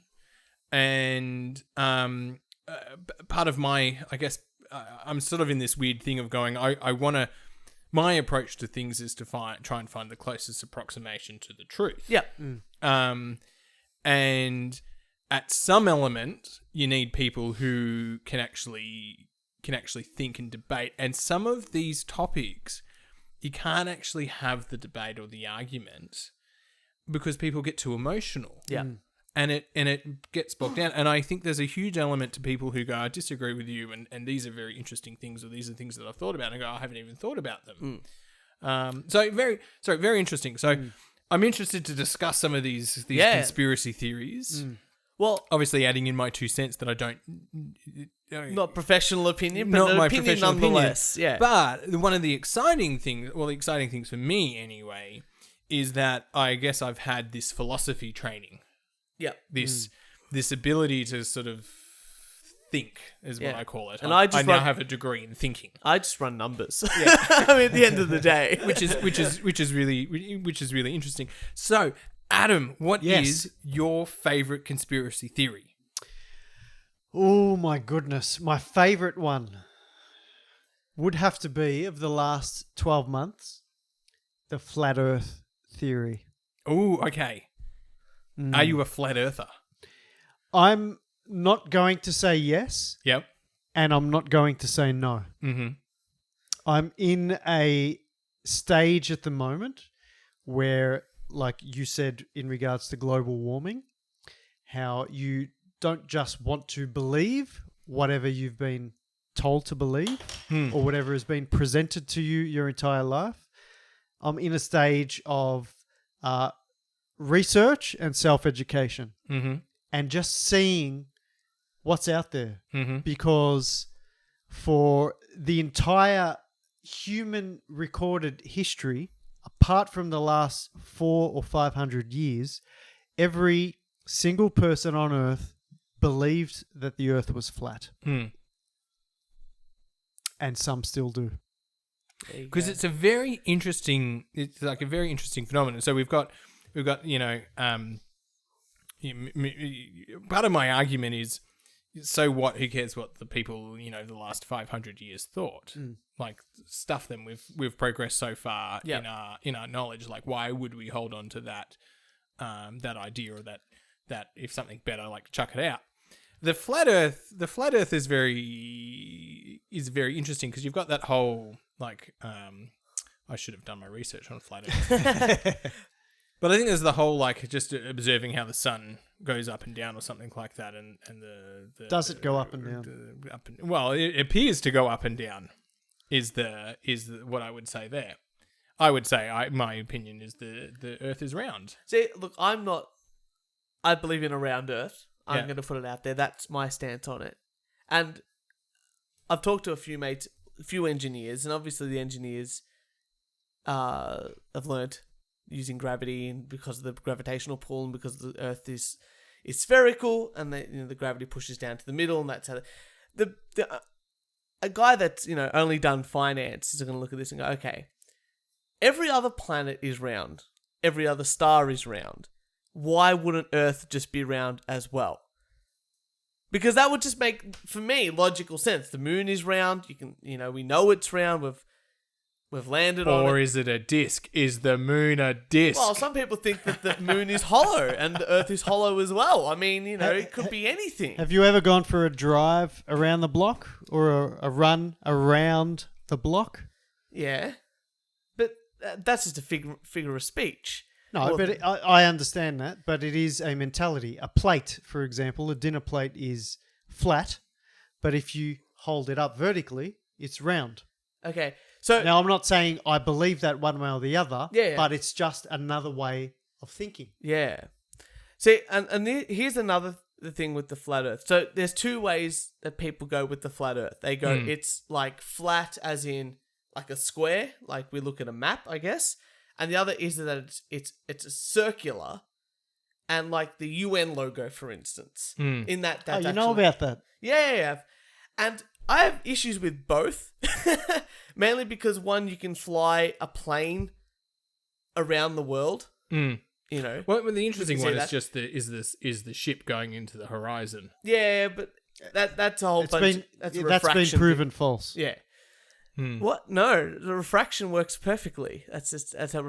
But let's go back to the one about the round Earth, right? Round, like flat disc, round Earth. Yep. My question is, especially about flight plans, if we were to say to keep a consistent speed, it's the same distance, for instance, from Australia to time-wise to Brazil that it is to the USA. But if you were to compare it to the UN thing, because America is closer to the center of the radius of the central point of the radius, the central point of a circle, it actually would be less time than it is to go to Brazil, unless you're going at about like 1,000 kilometers or twice as fast. It's not the same time taken in hours. All I know is I get in a fart tube for 14 hours and then I land in LA. That's what I know. And as far as I'm concerned, it's time travel. It's time travel because I land before when I left. In a sense, that is time travel. So instead of going like this roundabout thing of like our theories of what we understand, what changed your mind of why the Earth wasn't round? No. Okay. What made you think different? Sorry, let me just worry about that. Why have you decided that you were on the fence about this issue? What was one of the arguments that really made you go, you know what? Actually, that might be something really to consider. Yep. There was no one argument. There was just an increased amount of activity and discussion about it. Yeah. Enough for me to take note and say, rather than just label these people as conspiracy theorists, which I don't like that term, and I'm not sure if you know the origins of that term, Kieran. Absolutely not. Okay. I am taking on the bandwagon of conspiracy theorists. Actually, do you know what? I actually have issue with the word theory. If I had to pick apart it, because to me, theory is a bunch of supported hypotheses that are basically saying the same thing, and then that becomes a theory. Yeah. So, there you go. Sorry. I don't know where to go with that. But anyway, how about you go from the word conspiracy and where that came from, and then what was a few of the arguments that sort of made you rethink your way of thinking about the flat Earth or all around globe Earth. Okay, so the origins of the word conspiracy or conspiracy theory or the label conspiracy theorist came about after President John F. Kennedy was assassinated. There is nowhere in history where that term is used, referenced, or seen prior to his assassination. So what happened, because even still more than 50, 60 years down the track, there is so much hearsay and conjecture about that event. And this is now. Imagine immediately in the aftermath of that event taking place, people were talking. Everyone had their own, theories as such as to what happened. I would say hypotheses, but hypotheses. So it was actually the CIA who coined the term conspiracy theorist as a way to disprove or label anybody that had anything other than the official narrative to say about that event. Mm-hmm. So the media, especially CNN, and I'm not going to get into the whole Donald Trump thing. Fake news. You are fake news. But there is, for better or worse, or what people think of Donald Trump, there is some credence to what he's saying about the term fake news. And he's really in the alternative news kind of scene. By him saying the term fake news, and now it's becoming part of, pop culture almost. Yeah, pop culture. And an alternative facts. Yeah, correct. That's our favourite word. Oh, yeah. He's actually shed a lot of light, and in one way has helped to awaken some people to think a little bit more critically about the news that's presented to them from mainstream sources. Don't see. On a side note, there, Donald Trump is someone who I didn't pay much attention to, and then all of a sudden, he's president. Yep. And then he's once again, all I see is him being bombarded and being portrayed in this negative light. Now, Seems convenient, doesn't it? There's some things where I go, you know what? I still think you're an asshole, and I still think that. Oh, that's the fun of it, though. That's why he's so funny. Yeah, and I still got this opinion of going, you're the president. Like, you should be toning down some of these things. You know what? We say that, but then we had a prime minister who used to had the world record for sculling a beer. I know. Sometimes I feel like Australia sort of started this. There's a bit of a prejudice there, and I'll bias or whatever. But I still sort of go, look, there's no rules on how you need to be the president. No. Right. There's sort of this unwritten rule saying you'll be polite and you'll be respectful. I mean, and he has said a few things which have been in my line of thinking always go, if someone can't change something, don't make fun of it. And he has done that. Which I sort of go, as the president, that's a line you shouldn't cross. Yep. But I don't hear anything on his policies or what he's achieving. There's reason for that. And most of it has actually come from Turch, speaking to me about the things that he's done. I go, this is really interesting because I don't, in my very limited time that I pay attention to the news, that's not what I get. It's sort of funny because like everyone's like, oh, you're a big, Trump, Turch, you're a big Trump guy. I'm like, yeah, you know what? I am, because one, he's fucking hilarious. He's almost a comedian. But two, his tax plan, that's all I really cared about the whole time. Like, he put out a tax plan where he was just going to reduce tax for everybody. And his tax plan is one of the most solid I've seen in a very long time. Yes. And if I can just interject based on what you just said, JFK... This is very similar. You know about this? His tax plan was he was going to return to the gold standard, was one of the big things he wanted to do, and also was lower corporate tax, and tax, and then personal income tax. Those are the three things he wanted to do. Because JFK didn't get there initially, but he got there, I think, the 6 months before he got assassinated. He started to change his direction on that. He was early on, but he had a lot of help from. I mean, there's other things about him working with the mafia, and he had a lot of help from Daddy's friends, putting it politely. But one of the big things was his taxation plans and his... Which got voted in after he actually passed away. Yes, after he died. That's right. Yeah. So there's it's not a common belief, it's actually fact. The higher you make tax rates, companies or individuals will always look for ways, and it happens today. I do it as well.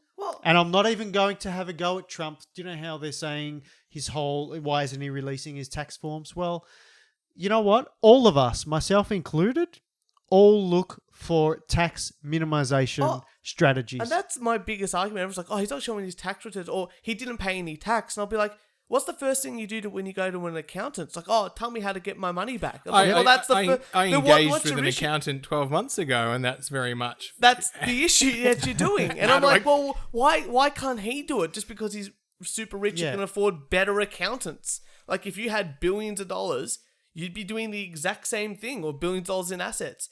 And people don't understand the difference between revenue and profit. That really shits me a lot. Bill Gates said it really nicely when he came to Australia. He just goes, change the laws. Yeah. He's like, I'm not doing anything illegal. Change the laws. Yeah, exactly right. Yeah. And it's shown throughout history that the higher the tax bracket, the tax rates, either for corporate or personal, the fewer people will actually lodge a return. That's right. But when JFK did it, and I believe as Trump is doing now, lowering all tax rates, corporate and personal, less people feel inclined to want to dodge paying their tax. So there's actually more returns lodged, which means more revenue. Or goes up, it stays the exact same. And when just before JFK was assassinated, the tax rate in America for the super rich was 91%. Well, that was for the very, very, very rich. And no one paid it. Yeah. But that's like, remember when I had this a discussion with another person not too long ago, but they were talking, the super tax in Australia for mining companies. Why didn't that go through? Why didn't why did the mining companies go so hard on to getting rid of it? I'm like, because they had to, more than anything. Like, even if that went through for the mining companies to pay, 50% tax on any dollar over a certain amount. One, even if it went through, they wouldn't have paid it But if they didn't fight it, there would have looked like there was something wrong. Yeah. It's that double, like they had to do it to show face. Because but let's just say it did go through, then that tax will never be undone. It's the same as like the capital gains tax or the luxury car tax we have in Australia. It's stupid why we have those. The luxury car tax was brought into Australia because we had a car manufacturing in Australia.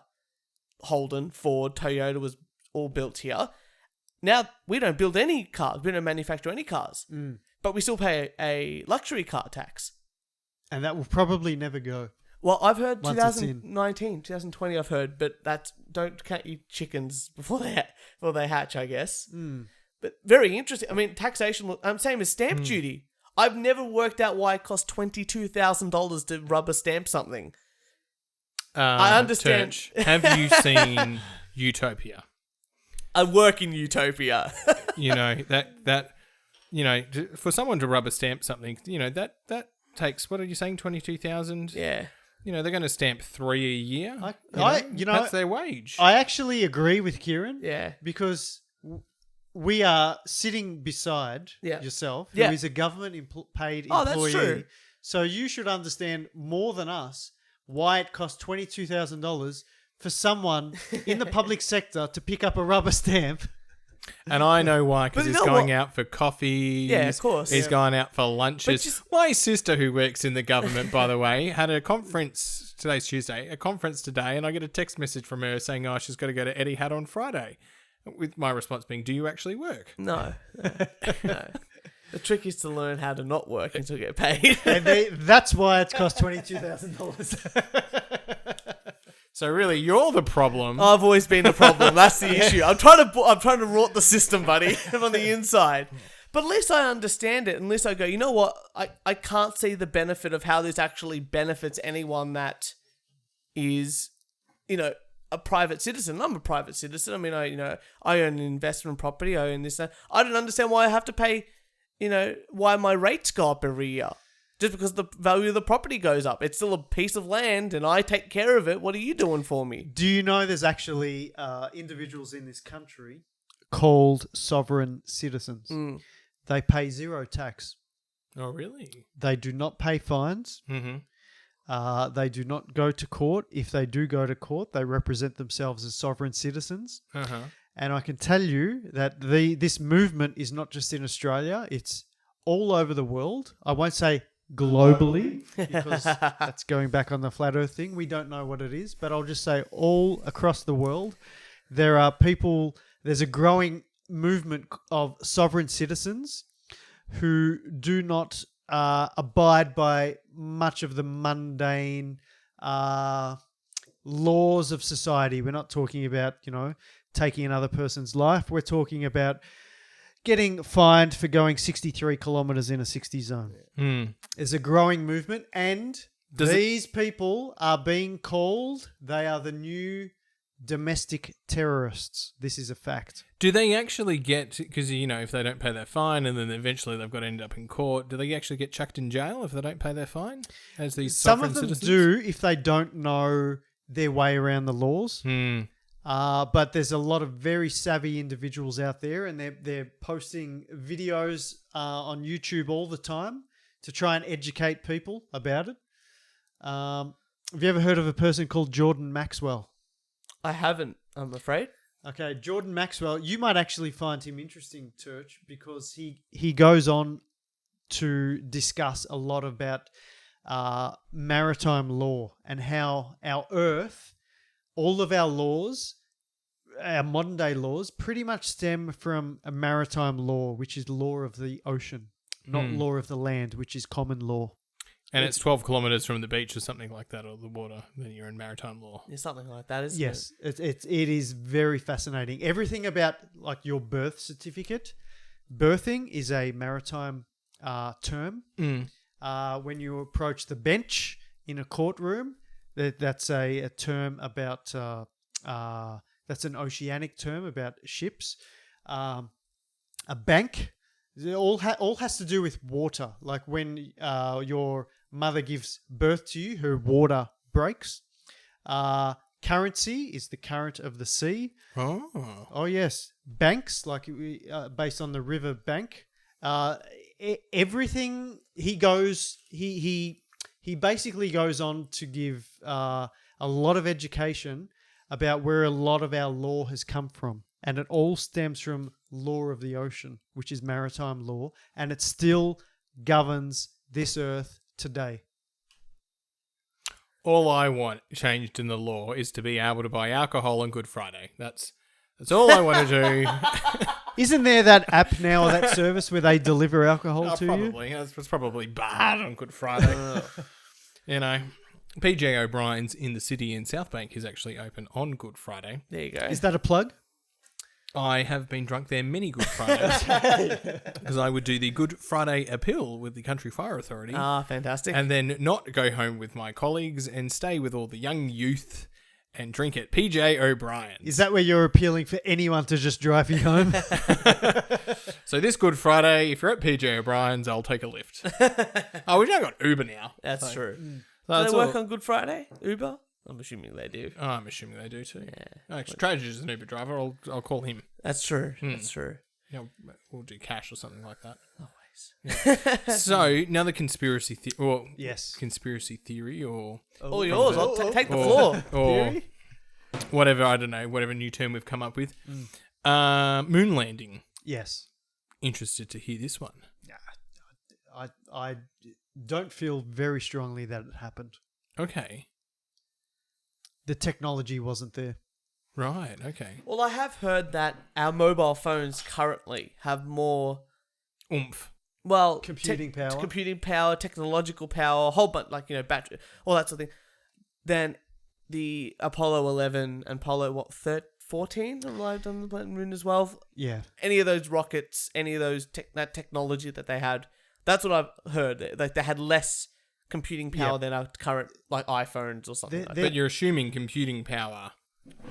You've got to Processing power. processing power.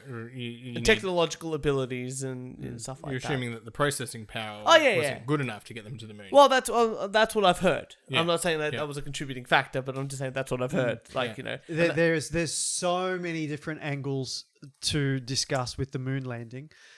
Do you believe that President Nixon actually picked Yes.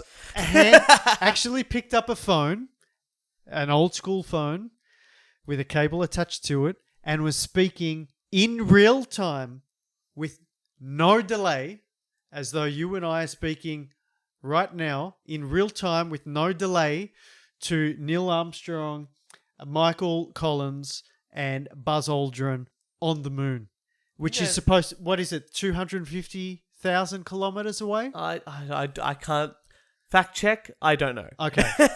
Off the top of In my head. real time. And I didn't bring my laptop, That's so right. we can't fact check this episode. No, interesting. A clever trick that the news does, because I once saw a gas cylinder explode, and then the police turn up, and then people filming it, and then that night it was on the news. Yeah. And I was actually there, and I was like, "Oh, this is really interesting." How they've done it, and they actually grabbed like all the footage from the people, the news, but then got the sound clips from all the different like phones, and you hear the police saying something, and I'm like, "Hang on a second, the police didn't say that at that moment. The police said that like 5 minutes later." But they just put it in in the news article to make it more, suspenseful. So one thing like going on from that about the technology, That's my argument to what Nixon did. Solid argument right I guess there. with the phone communication, I mean, there's two ways of looking at it. One, voice telecommunication is it doesn't take a lot of data. It's, this and that. And I'm sure there's a far more technical, and obviously far more technical answer to what I'm saying. But phone data doesn't take, voice data doesn't take a lot of information to transmit. Yes. Let me stop you right And there. then obviously The Dish was a film that we obviously saw Yep. potentially, that was based, like, was a true story according to I guess general history. Okay, you can Accept watch the the history. news on any given night. Yeah. Watch The Project, whatever show you Terrible. want to. Don't watch The Project. Okay, That don't is watch a The bad Project. choice. where they have a live cross via, and I'll use, you can't see here, inverted commas, via satellite to some foreign correspondent on the other side of the earth. Okay. And if it's via satellite and they're speaking or having a conversation, there's a delay. Yeah. True? We've all seen this on television. There's a delay. I was going to say, this is how hard it is to download good quality porn at high definition. And like this is meant to be the 21st century. Jesus Christ. And they can get talk to the we guy have on the delays moon. everywhere. Everything is our lives are buffering. Yeah. Okay? But we can see this constantly on the news, on TV, where there's a delay. There's a live cross with a delay. This is on Earth. So you're telling me that President Nixon picked up a phone and spoke with zero delay 250,000 kilometers away to people on the moon in 1969. What can I say? He was Nixon. He was the president. I am not a crook. He used his executive authority to make sure there was no delay. Oh, yeah. No, there's only if only he can get out of the Watergate scandal. There's only one logical conclusion. Technology was far superior than it is today. And but you know when technology was at the height, the absolute height of technology? And I don't know if this is a conspiracy theory, but I've been watching a fantastic show on the History Channel called Ancient Aliens. And it just and it shows that back apparently in Egypt and the Aztecs and that, they had spacecrafts.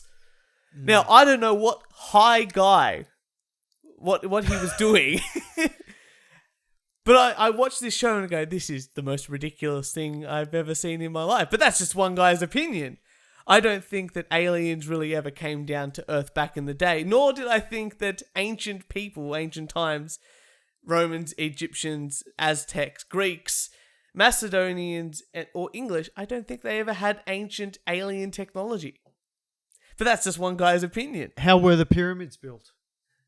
Well, I don't know because I'm not an archaeologist. Lots of slaves. I was going to say slave labor can do a lot. And I think that was really the downfall of man. No more slaves. Look on your face. It was comedy gold. I'm not commenting.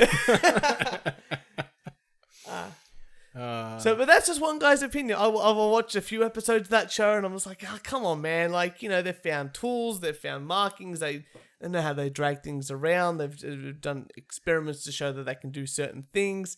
That's just one guy's opinion. And I look at I believe aliens exist. I think there is definitely other life out there. I think it's very implausible that we're the only ones. Not only in our galaxy, but or our solar system, but obviously outside our galaxy and solar system, I think that's absolutely, you know. I think mathematically. Yes, yeah, exactly right. I think it's hard to. But it's an interesting one when you do that when you talk about, you know, alien life and what number one, what constitutes alien life. Yeah. But then the other interesting thing is the time aspect. Yeah. So we could be observing a rock in outer space. Oh yeah. Right, and it takes, we know the light to travel or whatever. When we look up at stars, they're gone. Yeah. They're no longer there. Yeah, because they're so far away, and the time distance. Yeah. The distance they are away and how fast light travels, they could actually be dead by the time we look at it. But it's the time aspect. So we could look at, or an alien could come over to Earth, right, and could go, oh, it's just a rock. With some water. There's no life here or whatever. And then X amount of time later, we've got civilizations. But at that time that they observed, nothing was happening. And that's one of the problems we have in space exploration or looking in the universe is the whole time aspect is running against us. Well, that's the thing. We can look at something today and then tomorrow it's completely different. And so by looking at it, we can go, oh, there's no alien life there, but because it's the light to travel takes so long. That there at this time there could be, but we just can't observe it. It's a very interesting stuff. I agree. Is the right word. But again, I just don't think that aliens ever came here to Earth. Do you not believe in Scientology? Now look, we discussed this about religion. What? I only believe in Scientology if I can become as famous as Tom Cruise. Okay. That's the way it works. Hear, hear. I'm only in it for the money. As Frank Zappa said, I'm only in it for the money. No, I want to hear one interesting thing. So, Adam, Yes. you say that you got these so-called death threats. Oh, yes. Well, actually, I don't want to yes. call them so-called. I You would got say these they're death real. threats. Yeah, no, I This is can- no conspiracy. I'm like, hang on a second. Unequivocal. That was the wrong phrase. That's very interesting. I've never received a death threat. Only from me. You don't count to it. So anyone from Australia or just overseas? Overseas. Yeah. Overseas. And do you think these people just can't like have a laugh, or they're so No, serious? I think or... I'll tell you what it is. It's that what I think it is. The entire alternative news movement, it rattles people. We're all born. Well, if we talk about people in the Western world, we're all born and raised a certain way. We're taught very similar curriculums. We're all taught to believe and follow a system and be part of that system. Work, answer to people, be a good slave, pay your taxes, have a wife and 2 or 3 kids, and then die. And there has been a growing movement, and I guess 2001, 9/11, really catapulted the alternative news movement and the conspiracy, if I call it that, the conspiracy movement. So I think what it actually is that because so many millions and millions, well, we'll say billions of people have been raised or, look, I'm going to go out there and say indoctrinated. Billions of people have been indoctrinated from birth, from cradle to grave, to follow a system, to believe a system, and have been taught a certain way in a certain thing. Anyone or anything that challenges that belief or that education, which people value because that education, results in our knowledge. And people pride themselves on their knowledge and what they know, especially in social circles when they're interacting with other people. So anything that challenges that is so far left field, people are genuinely offended by that. And you're studying, is it psychology? Oh yeah. Okay. So, and you can speak with more authority on this than I can, but in my experience, when people are genuinely or personally offended, they take that as a personal attack. Oh yeah. And their only way to respond is not with logic and rationale, it's with threats and labels. Because my argument on as soon as someone, and it's no shock to anyone that I don't like religion. Turch, I'm sorry. I've never heard this. really? Please Okay. explain. But this is an interesting concept. As soon as someone puts a threat, or they're going to attack you, they've lost the argument. Yeah.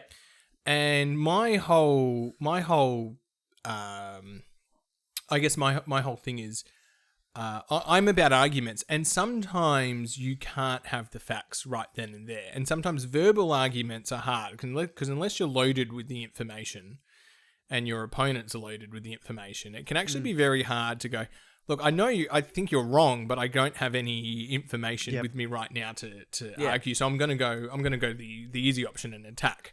I'm so happy you said this. And I'll tell you why. Now he has a professional opinion to back it up. Hey, listen to this there you podcast. go. See this guy, the psychologist. Because exactly what you just said typifies the whole conspiracy / alternative news movement. When there's an event, and I'll talk about 9/11, when there's an event, everyone is in shock. And very quickly after that, people start talking. And this has happened from thousands of years ago. People will always talk. but we'll talk about 9/11. So people start talking immediately. No one has their facts. Except, and you'll find this happens always, even with the recent, again, inverted commas, mass shooting in Florida. Okay? No one has their facts straight except mainstream media. Do you know that within minutes of the 9/11 attacks, they were being blamed on Osama bin Laden? Within minutes. This is fact. You can go back and see official news sources. How is that possible? I ask you. But I don't expect an answer. I'm just asking the question. How is that possible? Rhetorical there. Yes. Oh, well, you wouldn't get one from me because I don't know the information, No, nor have that's right. nor have I looked at it. And you know what? Who would have the information minutes after a catastrophe, a tragic event like that? No one would have that information. The CIA, the FBI, the NSA should have had the information. There was information, very credible information, that an attack was imminent. People in the alternative network, such as Bill Cooper, I'm not sure if you've heard of him. No, off the top of my head, I can't. Okay, there's an amazing book, segue, called Behold the Pale Horse. I implore you to read it. Behold the Pale Horse. He was gunned down outside of his home because of what he was spruiking, so to speak. I won't say the word preaching because that's religious. He's selling it to you. Look at this. I know they can preach, but be ready for the K-bomb. That's all. Yeah, no, that's fine. So getting back to the whole 9/11 thing, and you're right, as you said, because no one has the immediate facts upon an event taking place. So it's all just debate. It's throwing opinions. It's opinion slinging. And in fact, I'll take it even a step further. It's emotion. Yes. And this is the thing. Emotions fuck up logic. Yeah. 100%. There is no doubt about that. Emotions absolutely fuck up logic. And You're when right. you become emotional about something, then you're not producing an argument. Correct. And this is where mainstream media play such a critical role in the dumbing down of society, is that people love having these debates, and people by nature like to be right. They like to have the ultimate say and to walk away with their head held high in any debate or argument. So people don't research as much anymore as they used to. There's no true investigative journalism that takes place on the whole. There are some key people that still do it, but on the whole, there isn't. People generally follow talking points. They follow the accepted mainstream narrative. If that's what they're told, they will go with it, and then they will argue that point to the nth degree with somebody. And then, because the world carries on and days go by, they forget about it. It's the whole, pray for New York, pray for Boston, hashtag this, hashtag that. They feel like they're contributing. A week later, they're back to taking selfies in front of the mirror, and life goes on. Because one of the interesting things is when you're talking with someone or arguing with someone, especially with adults they take time to change. So there's no way that I could have an argument with. I say argument in the point of I'm not saying I'm fighting with someone. I'm saying a discussion kind of a discussion way, argument, right? Yeah. You're putting forward logical arguments, Like and the other person talk to your mate down to the pub kind of thing. Yeah, the other person's putting in logical arguments, and you can go back and forth, and you've sort of got this respect that I will listen to your point of view, you will listen to my point of view. We can argue about, and I think it's very important to consider values, where your values come from as well, because that's going to shape a lot of your argument and the bias you might have towards certain facts and not listening to other facts and all that kind of stuff. So that's really important to identify if you're going to have a proper argument. Where was I going with this? Something. PJ O'Brien's. Something about something. No, you said something and I was going to talk about it. Oh, yes. So it takes humans or adults a while to actually change their opinion, and it's not going to happen in an encounter. It will not happen at the first encounter, and it will actually take time. Yeah. And for someone, I feel privileged because of the level of university training I've had. And I don't think I would have naturally have got there.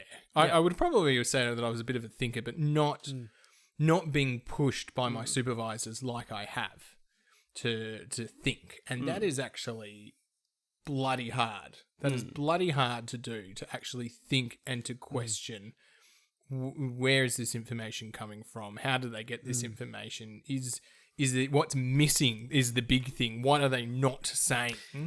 Is probably 80% or 90% of what you've actually got to think about. One of the big things that I've come across more recently than in any other time in my life is like people go, oh, I've cited a study, and like they go, oh yeah, study important, this and that.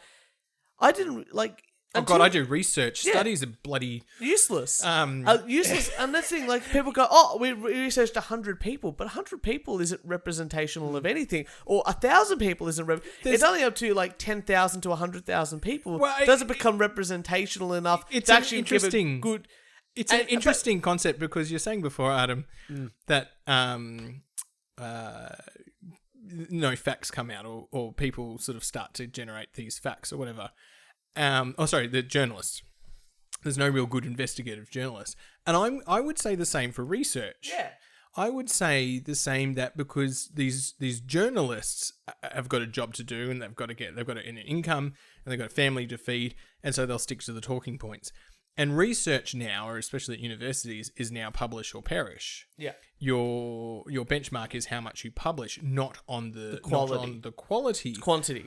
So, and this is a really interesting concept, because there's probably very few out of all the fields of research of people who I've got in my field authors that I sort of, if I actually read their articles, I've sort of got this trust of going, they're my gold standard. Yeah. I know they've put in effort and work, and that I probably don't need to be as skeptical with their work than I do to. But you've done the vetting in the past. Yes, and you know the way that they think. That I don't need to do with I need to be more skeptical of other people, because there's things like a gold standard might only have 100 people, but I know the effort they've gone in to get that 100 people, or the effort they've gone to make that as representative as possible. Yeah. Versus this other person who's gone, I'm just going to get them off Facebook. Yeah. My 100 people, and it doesn't mean as much. I can put more weight to one to the other. The gold standard than to the other. And it's very interesting, because we've got these undergrads who are now coming through reading scientific articles,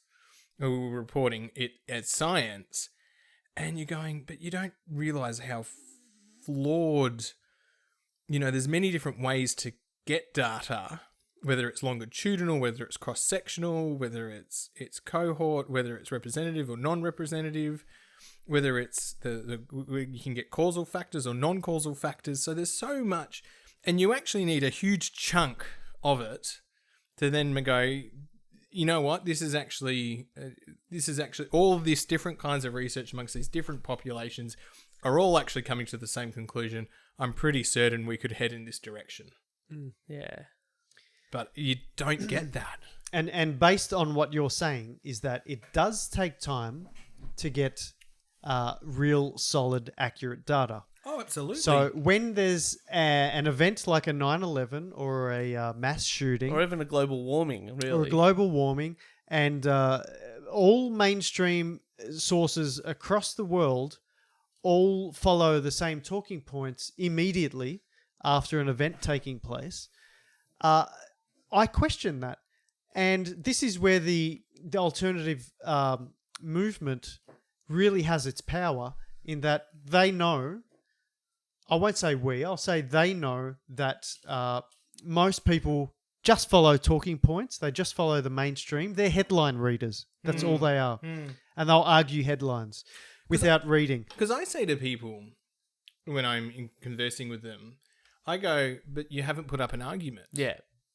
And that's my first, and then they could throw attack after attack at me. And I'm thick-skinned enough to go, but that's not an argument. You're committing a fallacy there. Come on, produce an argument. And then I get a little bit cocky, like, come on, you can't even produce an argument. Like, who do you think you are? Yeah. Like, I start throwing it back at them if they're being arrogant. But that's the really interesting thing. You've got to produce an argument. And I'm willing to come back in 2 weeks or 3 weeks and let's try again. So out of curiosity, Adam, Yes. where would you naturally, or like, you know, if you were to look up a news source or information, where would your alternative news sources, what would you recommend to people to start off with? There's 3 that come to mind immediately. Beautiful. So there is Infowars.com. Yep. There is naturalnews.com. And there is nomorefakenews.com. This was actually around long before Donald Trump. Oh, wow. Yep. Yeah, that's good to hear. Yeah. So just quickly getting back to what you were saying is that because most people just follow headlines and they go with news of the day, and obviously there's so much news taking place on a daily basis all over the world, is that we wouldn't have a podcast if it didn't. people, that didn't that's happen. right. So people who are labeled as conspiracy theorists, label them as you must, but these, as far as I can tell, are some of the hardest working investigative individuals on the planet, because they will stick to a topic. They will stick to the 9/11. They will go through all the research long after somebody has moved on to the Kim Kardashian news of the day, and they will stick to it. And mark my words, the truth always comes out.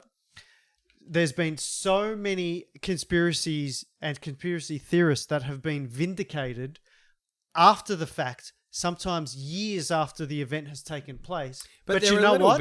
People have moved on and they're no longer interested. So you could present them unequivocal facts and truth, and they will just shrug it off because it's not news of the day anymore.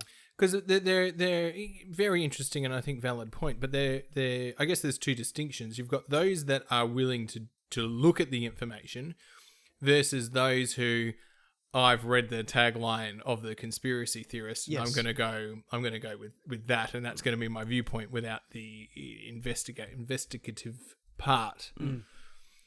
Yes. Interesting point. Fantastic. I think we might... It's been over 2 hours, and this is something fun I have to edit. But we like to be realistic here at the We Only Do One Take Once podcast. again, how is that my problem? As I was going to say... As CEO of this podcast. Apart from the What's On Your Bugle and We Only Do One Take podcast, Adam's given us some absolutely fantastic news sources. It's been a pleasure. It has been. And I can't wait till Adam comes back on again. Yeah. Oh, thank you. We'll have to have him back Have on. there been any repeat guests so far? We have? No, but that doesn't Yeah, it really doesn't count. count. No. Okay. Yeah. But we'll have to get Adam back on. Adam, you got some stuff to plug? Where can people contact you, or read a blog, or look at some photos, or watch your films? So the easiest way is adamlarosa.com. So it's ADAMLAROSA.com. adamlarosa.com. Or if you literally just type in Adam La Rosa into Google, unfortunately, I will be all over it. Only with that search term, though.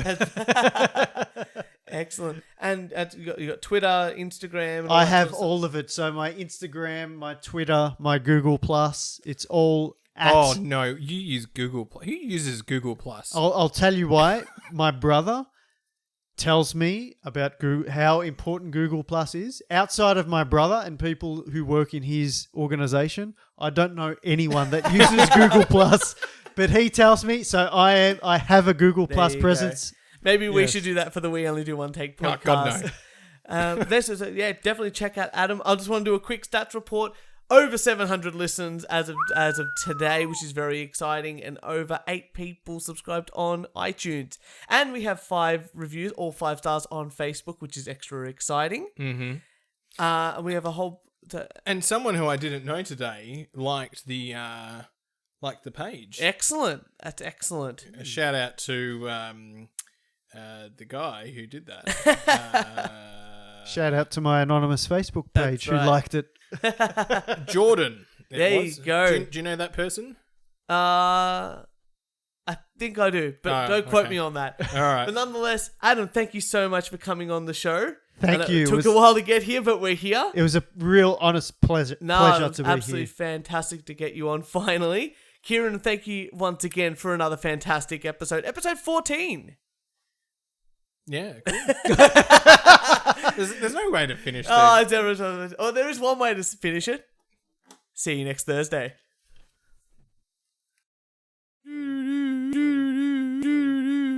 Take us on out.